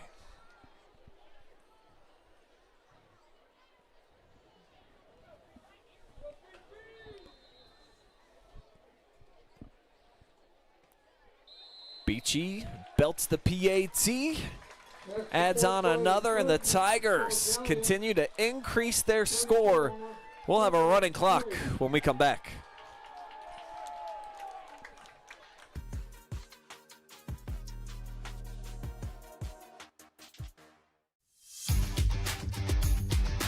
When it comes to comfort, every degree matters. At Buckeye Horizon, we proudly install and maintain Trane heating and cooling systems built to last, engineered for performance. And with our expert service, your home stays comfortable year-round. No matter the season, we'll keep your system running at its best. Call Buckeye Horizon at 419-529-2738, your local Trane comfort specialist.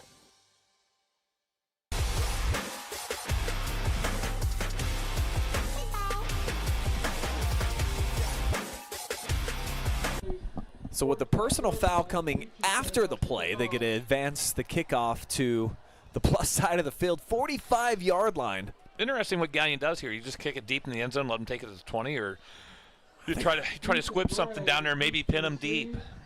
I don't know. I'm not even onside this one. Yeah, possibly. Worst case scenario, they're going to get it at 30, 35-yard line. Right.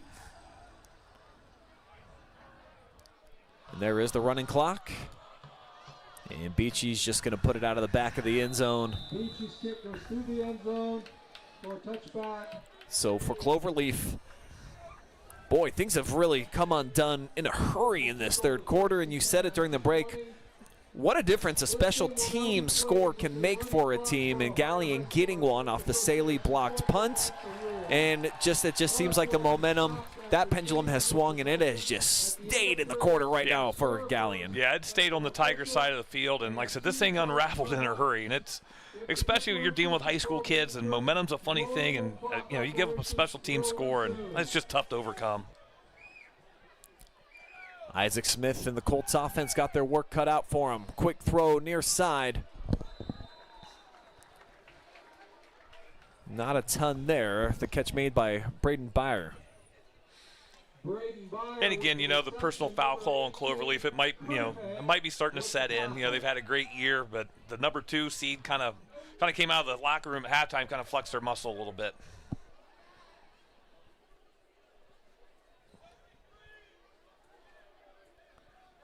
To pick up a 5 on first down, 7th catch of the year for Byer.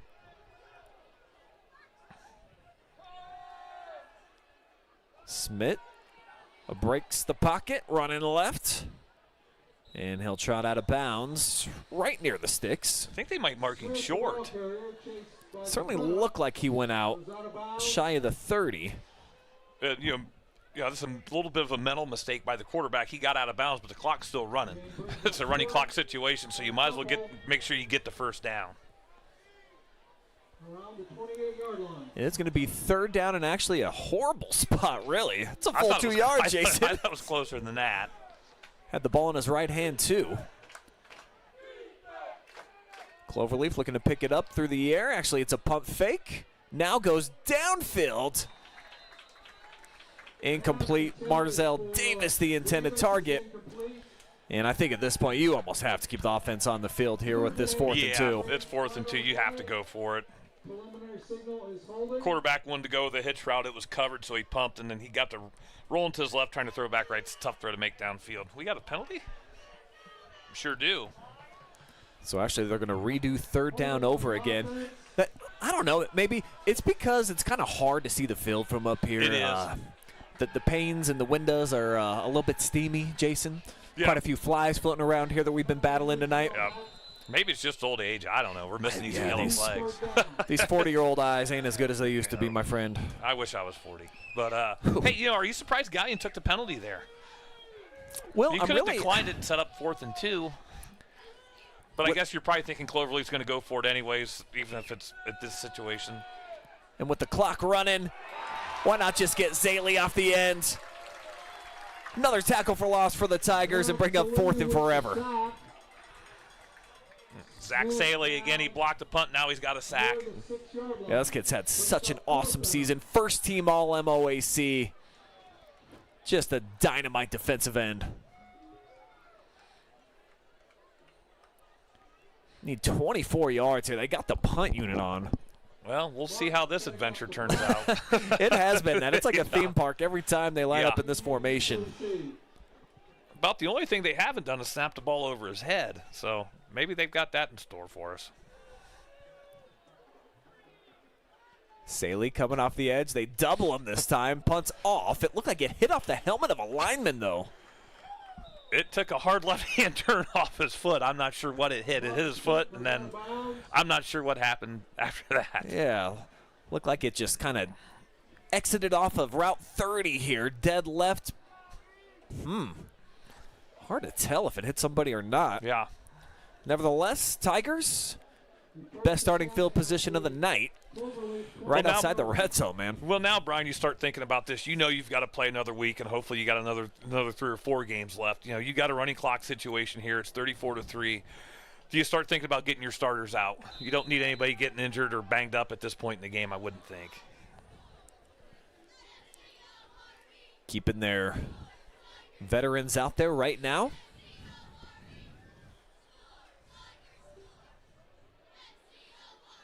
Ayden Schmidt shifting a couple of guys. Stuckman lined up at tight end right now. And they're going to run, trying to find their way to that side here with Camden Kuhlman. And look at this cutback. Cam Kuhlman struts into the end zone. The Tigers having a heyday in this third. And the onslaught continues. This has just been an avalanche of points put on by the Galion Tigers this third quarter. Check this out again. It looked like he's going to be dead to rights right here. Nice cutback. In a second, 2 more guys get a chance. Not this time. Great feet, great balance, great vision.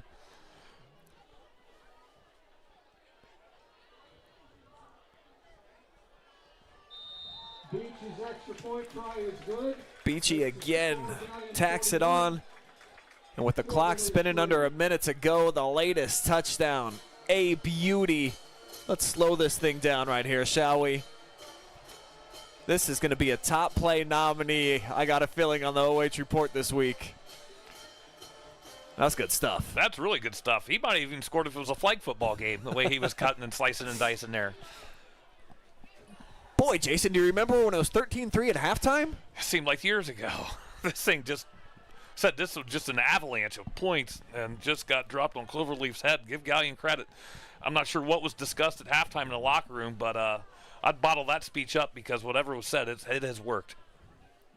The Tigers have been out for blood big time here in this third quarter. And you heard it from Charlie Sheen. When you get that Tiger blood, baby, it's all about winning, right? That's what they're doing. Can't argue with Charlie. But, it's important for them to come out in this first playoff game after a week off and, wipe off some of the rust and see some good things happen. I mean, obviously, as the farther we go down the playoff trail, the competition is going to get tougher. Yes. The situations are going to get more and more difficult. So they needed to – it was good probably to be challenged for a half and have their back up against the wall a little bit and have to come out still in a game and have to come out at least play the start of a second half. And I apologize, I forgot to tell you guys, Perkins was on top of Napoleon. That was a 17-0 score at the half. Shelby lighting up Orville 30-0 on the other side of the bracket. Cloverleaf playing for pride at this point. Decent return, a little hole for Ethan Gray. Looks like we've got a flag on the field back at the 20.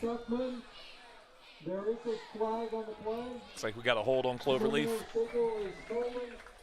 On the receiving team. And it's just been a third quarter to forget if you're the Colts. Holding on Cloverleaf. And certainly one for the history books for Galion. Yeah. Well, after the last couple of weeks, Brian, I think if your team's last name is Colt, I don't think they want you and I doing the game because we haven't been very good luck for teams with the last name Colt. Clear Fork last week and Cloverleaf this week. I know, identical uniforms, the whole 9 yards, helmets. Toss play, Gray. Leveled on the final play here of quarter number 3. We head to the fourth, no doubt about this one, the number 2 seed. Rolling. 12 more minutes of play still to come.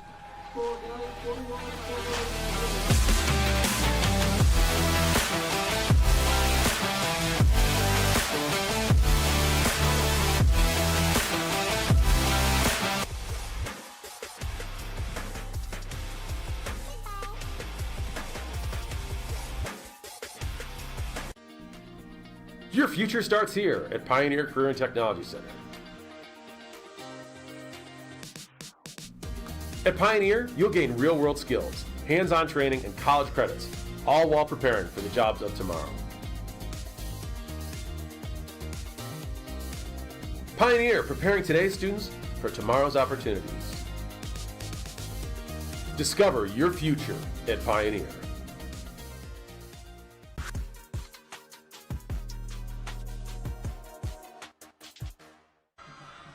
We have reached money time here in week number 12. A third quarter to remember if you are the Galion Tigers. See what Cloverleaf has for them here in this fourth quarter. Trailing now 41-3. Looking at a 2nd and 10. I'm Brian Skowronski, Jason Beans with me. And it looks like maybe some... Nope, that's the starters out there for Galion. I thought maybe they were trotting on some backups. Not just yet. I think even though it's not a shutout for this defense, a lot of pride, man. And with the running clock, they want to get out there and finish this thing off. Yeah. It's like I said, like you said, they've got a lot of pride. They want to finish this thing off, but it's a long run to get to Canton and get to where you want to go to the state title. It's a fine line between wanting to finish strong and making sure you don't get anybody injured. Yeah, it's a long way to the top if you want to rock and roll, but right now the Tigers doing just that here tonight. Smith throws on the run, picked off right into the hands of Camden Kuhlman. First turnover of the night. Again, it started with pressure up front by the guy in front. Guess who? Big 55 again. Forced him out of the pocket and forced Smith to force one. And then give Camden Coleman. He did a nice job of high pointing the ball to make the catch and get the interception and puts Galion back on offense, and we'll see what we've got. Yeah, Camden Coleman, such a smart kid. I'm told that Ashland University wants him to come play football, but he wants to go into nursing as well, so he's a little bit torn, doesn't think he can pull off both. I understand. I know AU's got one of the top nursing programs in the state, so that might be a tough double duty. So, the kid obviously got a good head on his shoulder and understanding what he wants to do the rest of his life. Offensively, we do have some backups out there. Yeah, we've got some clean uniforms in there. So it looks like the first-team offense might be done for the evening. Cameron Manley gets this first carry for the Tigers here to start off their offense in the fourth quarter. Looks like Tim Miller in number 16. Looks like he is in at quarterback. Well, no, he's flanked out now. What do we have? I think we've got Caden Dick.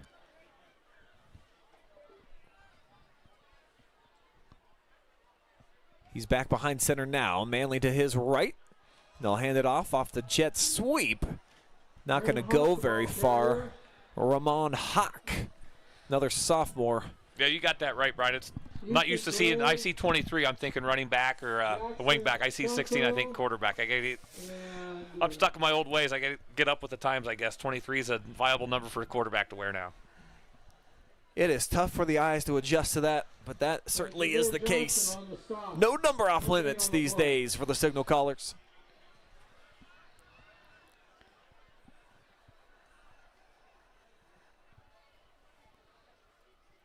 Caden takes his third snap, fakes it this time, and Dick's going to get gobbled up there in the backfield. Nowhere to run for him.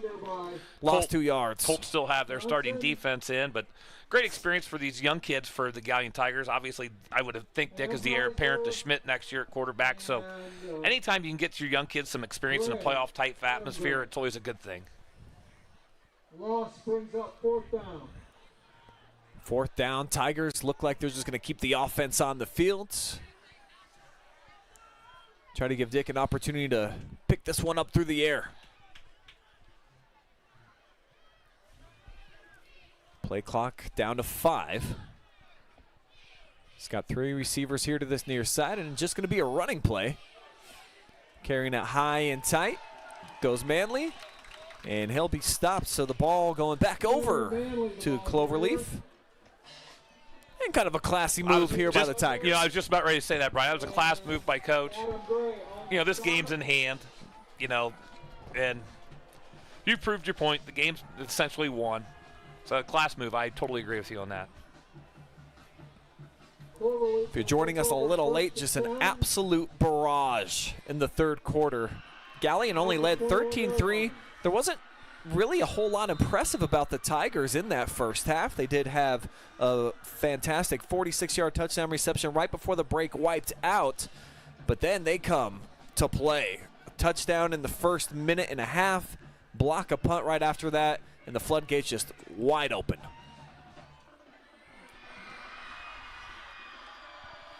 Here's Gray. Yeah, Ethan Gray still running hard. First Federal Community Bank first down, and I think 16 yards. This is his biggest of the night. Well, you know, we talked about this Cloverleaf team only having 5 seniors on the roster. Well, Ethan Gray happens to be one of them. So this is going to be probably the last game of his, obviously the last game of his high school career. So good for him to be out there still playing hard and running hard. See if they give him another touch here. They'll fake it his way. Marzell Davis catches a block, fights through another tackle, and then goes right over the top there of Xavier Hairblin with the stop. You know, Davis had a big catch early in this game to kind of get them going to help lead to their field goal. He's only a sophomore, so they got a couple more years out of him, and he looks to have some explosion. Could be a guy that's a playmaker in the future for the Colts.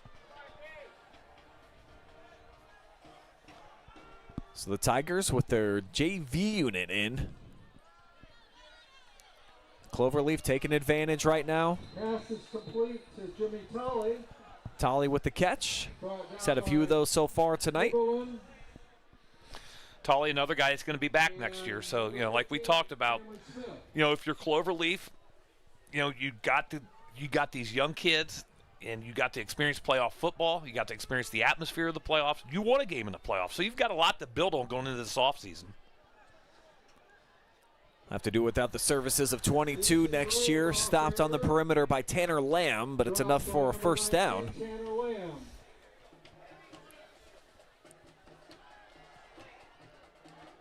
Colts experiencing some success here against the Galion backups. Even if they score and went for 2, it would still be 30-point differential.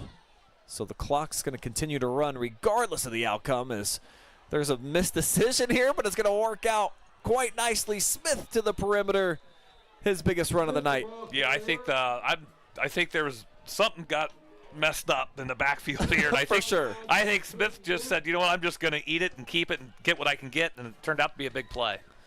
Looked like Zane Trent ran into Davis, who was supposed to get the football, and since his progress was impeded, Smith was just like you said, I got it. Don't worry, boys. Yeah, good decision by the quarterback. Better than turning the ball over. So Isaac all the way down to the 6-yard line.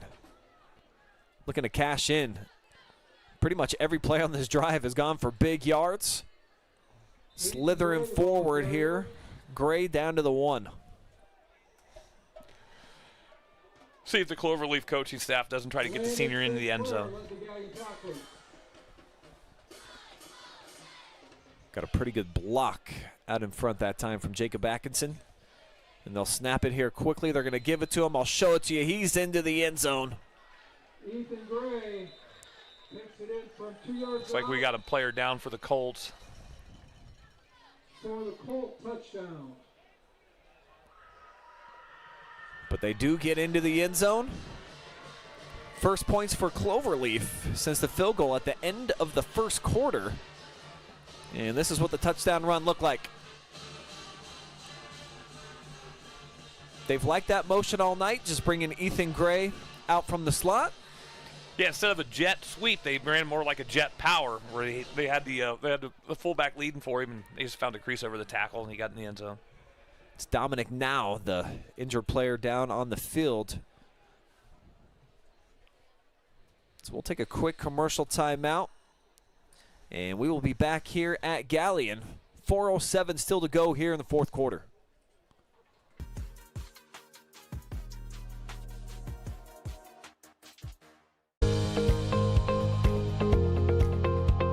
I like being able to give back to the community, and just our teamwork is really solid.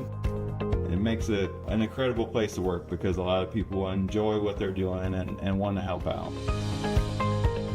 You get to learn every day. You get to meet very unique people. I get to interact with everyone from the clinical staff to the administrative staff. Everyone has something to offer. It's kind of like a million puzzle pieces coming together to make one large, beautiful piece.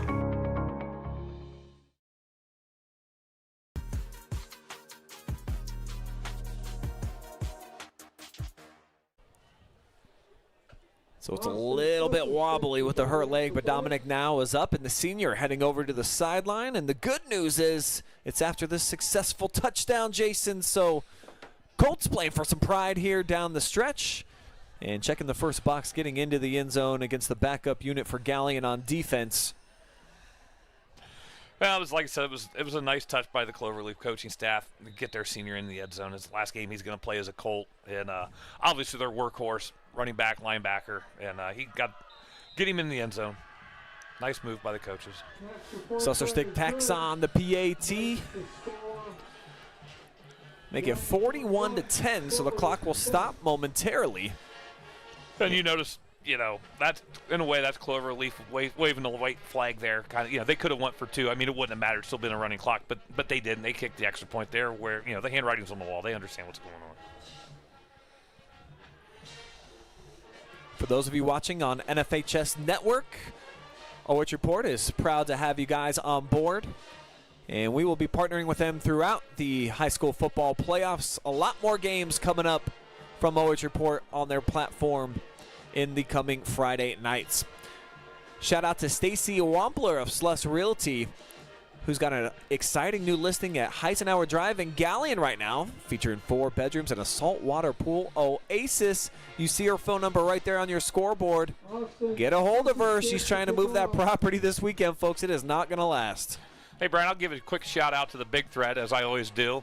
Also, November 10th, Monday, is the 250th birthday for the United States Marine Corps.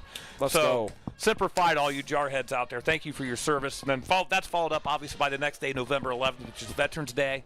To all you men and women that are serving, currently serving, or past, have served, thank you. The sacrifices that you people have made for us allow us to do things like this. So thank you very much for all that you've done and given. Yeah, appreciate that sentiment, 100%. Here's Caden Dick out across the 20. Flag comes in. And they're stopping the clock. I don't think they're supposed to. I didn't think so. But I guess it's a change of possession, because it was on the kickoff, correct? So it's a change of possession, so maybe that's why.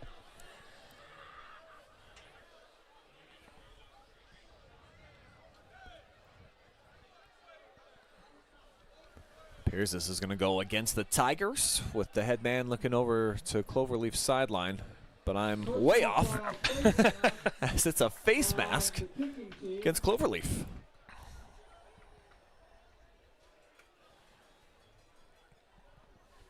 So 15 more yards, and really all Galion has to do is pick up a first down. I can't imagine that Cloverleaf is interested in calling timeouts.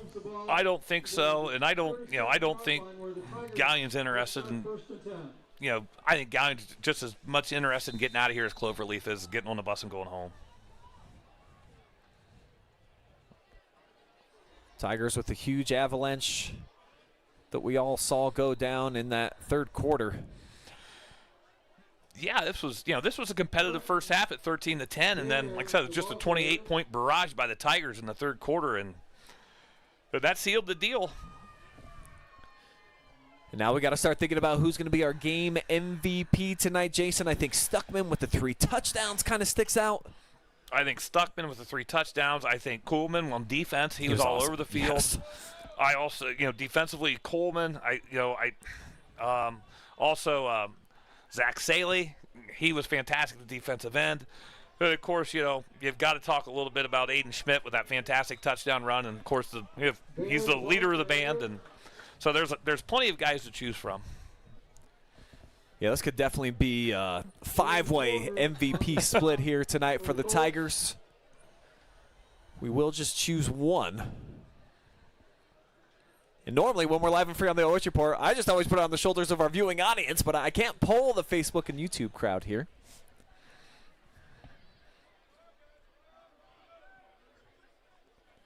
Third down, about 7 yards. So we get a new quarterback in the game. And here's a new ball carrier. How about number 86 out of the backfield? Blake Chelsky, freshman. Spun down after a gain of maybe 1. So it'll be 4th down here for Galion. And what the heck? I think they're just going to keep the offense out there and give them one more shot to try to pick this up. Yeah, I think so. So this whole MVP thing, player of the game, what are we thinking? Are we leaning towards Stuckman in the 3 touchdowns? Yeah, I think he kind of set the stage, had the first 2 scores, and then the one to put him up 34-3 to kind of signal that running clock. So Braxton seems like a good choice. Yeah. And Jason, with the setup here, I'm thinking we might have to send you down to the field. You think you'd be good doing the no interview? They're actually just going to punt it away. Oh, they did punt it away.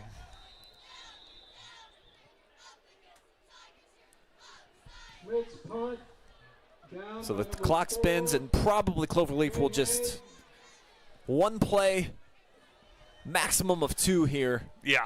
And close this baby out.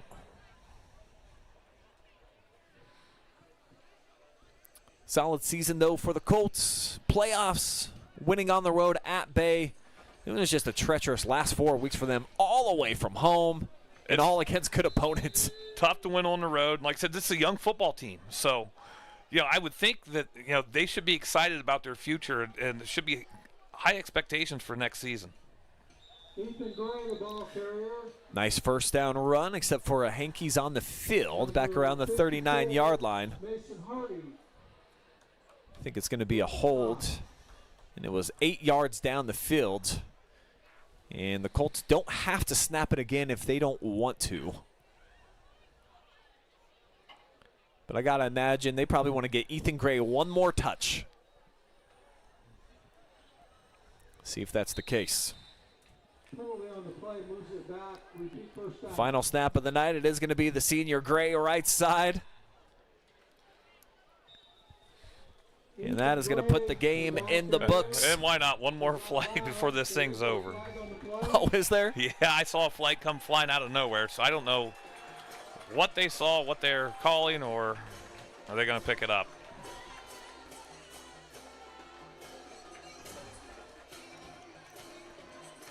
Well, for the Tigers, the band is on the field. Stanford Cow all over again. Face mask on the Tigers. Cloverleaf waved it off. They've declined it, and that'll be the ball game. So the number 2 seeded Galion Tigers, they will march on into the regional semifinals next week. Probably against Sandusky Perkins. We'll get a final score on that game, and we'll have that coming up for you here in the postgame, along with our MVP interview here at Unkrich Stadium. So stay with us. More coverage still to come on NFHS Network, along with the rebroadcast on OH Report.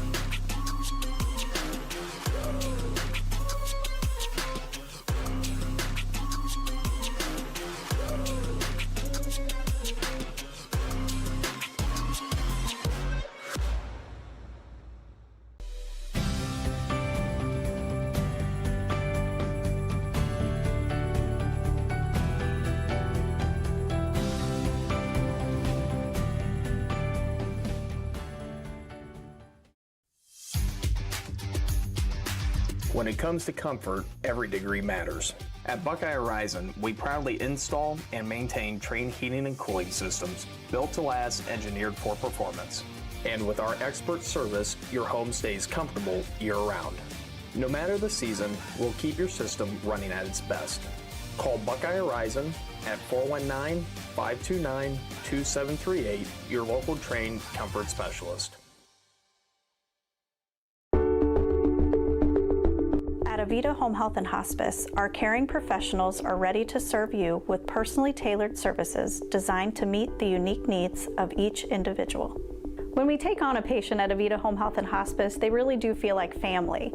So when we take care of our family, we want to take care of the whole person. So we take care of them from our nurses, our aides, our physical, occupational, and speech therapists, but we also have people that tend to their hearts. So we have social workers, we have chaplains, and people that can help with the emotional side of their care. At Avita Home Health and Hospice, we have a dedicated team that takes care of you. Caring for the whole person is our promise to you. From social and emotional well-being to the way the patient relates to their loved ones, we treat your family like our family. Serving patients and their families wherever they call home, including assisted living facilities and nursing homes. Call 1-800-4NURSES to see if Avita can help administer your plan of custom care. Your future starts here at Pioneer Career and Technology Center. At Pioneer, you'll gain real-world skills, hands-on training, and college credits, all while preparing for the jobs of tomorrow. Pioneer, preparing today's students for tomorrow's opportunities. Discover your future at Pioneer. This is Jonathan Langdon. Catch me right here every Thursday for the Block Party presented by Bob and Bob Door Company, your place for volleyball highlights on the OH Report.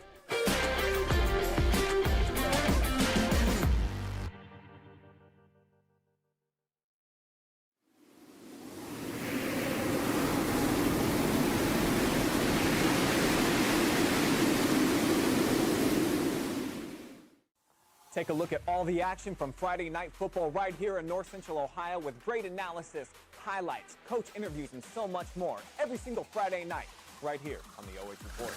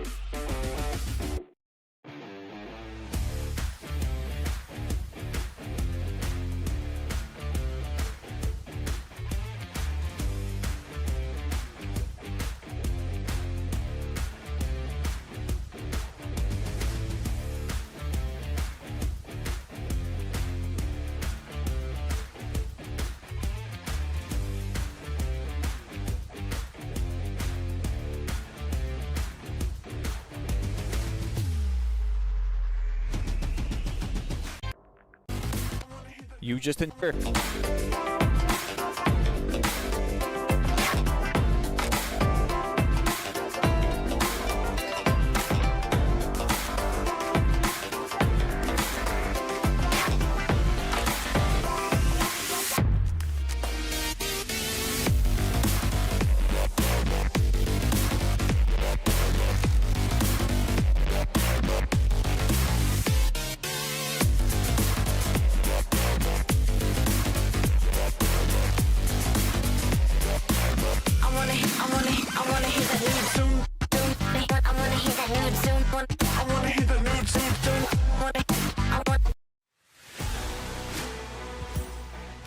You're now looking at the player of the game presented by First Federal Community Bank, Braxton Stuckman. Great performance here tonight, man. Really set the tone, I think, offensively. First drive with a touchdown, 3 total for the night. Yep. And in the running attack, you got a lot of different guys that you can bring in there, but you were very consistent. So let's just start with that side of the football and what you were able to do as a ball carrier, and obviously always feels good to score those touchdowns. Yeah, I mean, we really have a lot of running backs that are ready to come out and play and perform. Practice it all week, we preach it, next man up. We want to keep everybody fresh and go 1-0 every week is the goal. Being fresh, coming off of a bye, no one's ever done this before. So Yep. what were these last couple of weeks like for you guys? Just waiting to see first off who the opponent's going to be, and then just still having another week before you got to play a football game. It was really, we just set the tone as in the locker room and locking in practice and still doing drills hard, giving 110%. And not goofing off at practice, and just getting everything done and still keeping the same tone as if we had a game on Friday.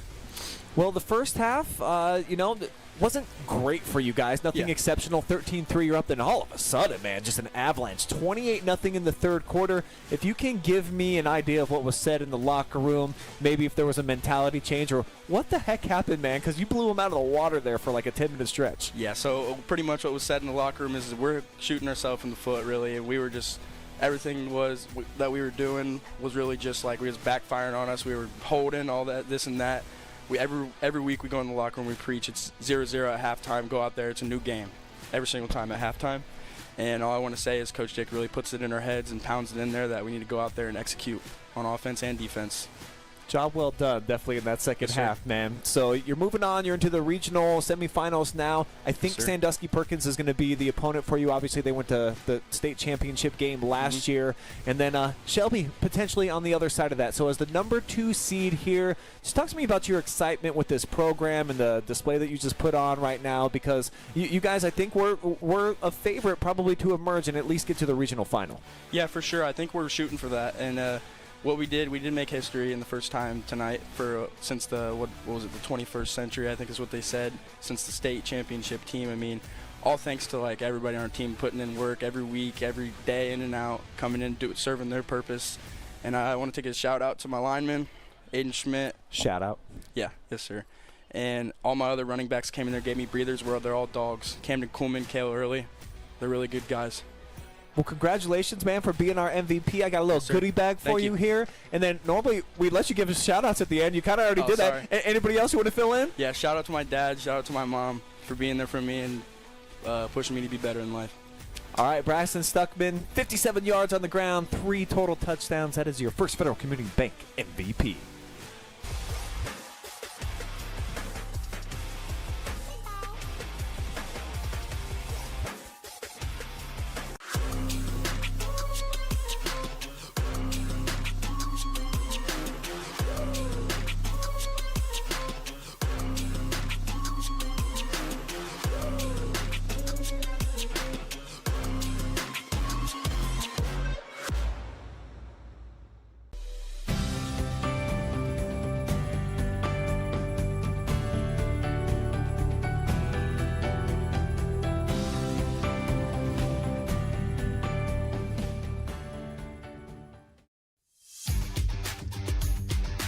When it comes to comfort, every degree matters.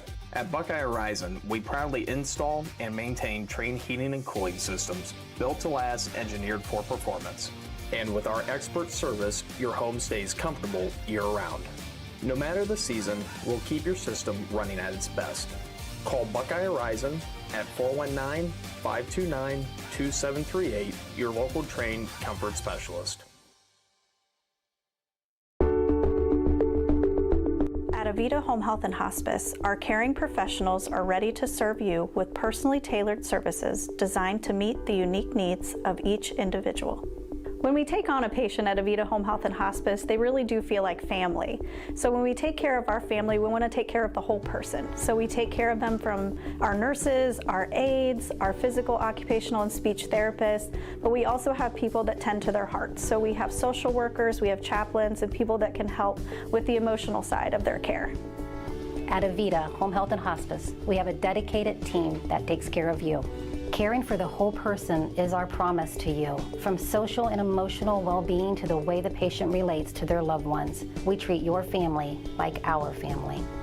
Serving patients and their families wherever they call home, including assisted living facilities and nursing homes. Call 1-800-4NURSES to see if Avita can help administer your plan of custom care. Your future starts here at Pioneer Career and Technology Center. At Pioneer, you'll gain real-world skills, hands-on training, and college credits, all while preparing for the jobs of tomorrow. Pioneer, preparing today's students for tomorrow's opportunities. Discover your future at Pioneer. This is Jonathan Langdon. Catch me right here every Thursday for the Block Party presented by Bob and Bob Door Company, your place for volleyball highlights on the OH Report.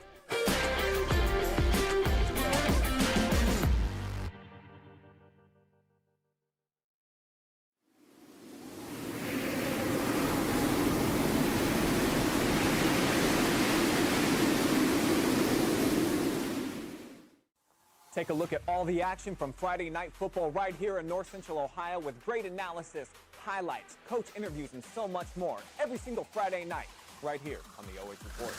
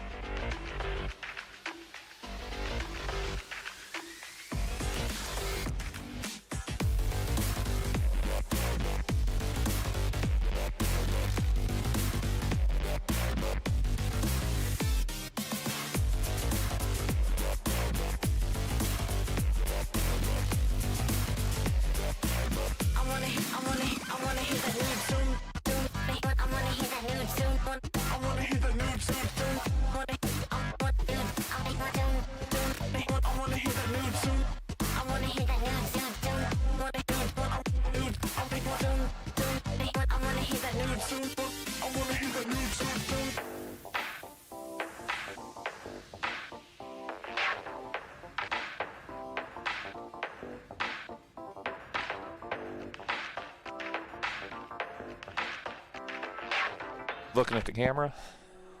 We can.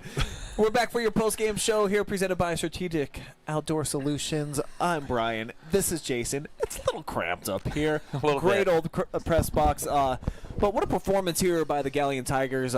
Hearing from Braxton Stuckman, and he said like it really rang for them in the locker room as far as what the message was. Like, let's not play any games in this second half. Let's come out and let's show that we're the number 2 seed. Mission accomplished, man. They were awesome. Yeah, they were everything as advertised come for the second half. You know, they I don't want to say they sleptwalked through the first half, but they kind of went through the motions, a little sloppy, could have been a product of the bye. But yeah, like I said, whatever was said in that locker room at halftime, that speech needs to be bottled up because that was a different football team that came out in the third quarter. 100%, and we now know all the final scores from the other games within the region. So Perkins, big winner tonight. They're advancing, and they're going to have to come here to Unkrich Stadium to take on Galion next week. The season over for Cloverleaf. Shelby, a huge winner, and then Bath looks like they are about to win as well. But let's talk about Galion, and this is the farthest that they've been in the tournament since the 1985 championship team. Very exciting for them, but they've got the defending, who should have been the state champions in Division IV last year. Just probably the best game in the state in the championship game. Perkins loses by 1, but yeah, Indian that's Valley. That's who's next. Yeah, isn't it kind of poetic justice, right? Earlier this year, I was here when they celebrated the 40th anniversary of that 1985 state championship team, and so you've got Perkins, and then if you beat Perkins, you probably have Shelby laying in the weeds, and similar to that 85 team. they won the state championship game 6-0 that year against Youngstown Cardinal Mooney, who was the defending state champions, and it was a heavy favorite going into that game. So some correlation here between 1985 and 2025, hopefully, for Galion Tigers. So we don't have this updated yet, but Shelby wins by blowout fashion. Bath as well. All blowouts actually tonight here in Region 14. So Shelby will be at home next week against Bath, and we think it's possible, of course, to get that rematch, Galion versus Shelby. It was an unbelievable game. First game of the year in the MOAC, week number 4. A long time ago, things have changed. Of course, been an injury. Jacob Chambers is out, but the way that the Tigers play defense, obviously they got to get by a really good Perkins team, but that'd be a pretty cool rematch. No, it would be great. I think the whole area would love to see it, that obviously that game would, the regional final, that actually would be at a neutral site. That's neutral. So, maybe that's a game they get at Arlen Field, similar to Shelby Ontario game last year. That would be a blockbuster. You have to get there, though. Obviously Shelby's the heavy favorite to win this region, Galion the 2. But, we all thought when the seedings came out, Perkins was the one sitting there in that 6 hole that you might want to keep an eye on that could do some damage as far as lower seeds go. Defending state runner-up, a lot of tradition there. They got off to a slow start. They have gotten better and better as the years went on, and they are playing their best football right now. Yeah, they're a very dangerous team. So, we will carry that game for you guys next week. Perkins here at Galion. Probably going to have to be on NFHS Network Live again, and then we'll have the rebroadcast on the OH Report. But that puts another one in the books for us. Great teaming up with you for a second straight week here, Beans. Thanks for having me, big guy. Love doing it. Yeah, it was fun up here tonight, and the Galion Tigers and their fans, bit of a slow start for them, but once they got it going, boy, just an absolute onslaught, and that third quarter punches their ticket into next week. Couldn't be here providing you the coverage without contributions from our amazing sponsors, which are Strategic Outdoor Solutions, First Federal Community Bank, OhioHealth, Stacey Wampler with Sluss Realty, Avita Home Health and Hospice, Buckeye Horizon, and Pioneer Career and Technology Center. For Jason and my camera guy tonight, Kane Longwell, I am Brian Skowronski signing out for now. We'll see you on the Friday Night Pigskin. If you're new to the OH Report, check us out on the Facebook and the YouTube. We'll have a recap of all of the games that we covered, 10 in total tonight on that show at 11:30. But for now, for tonight, we're done. We're out of here.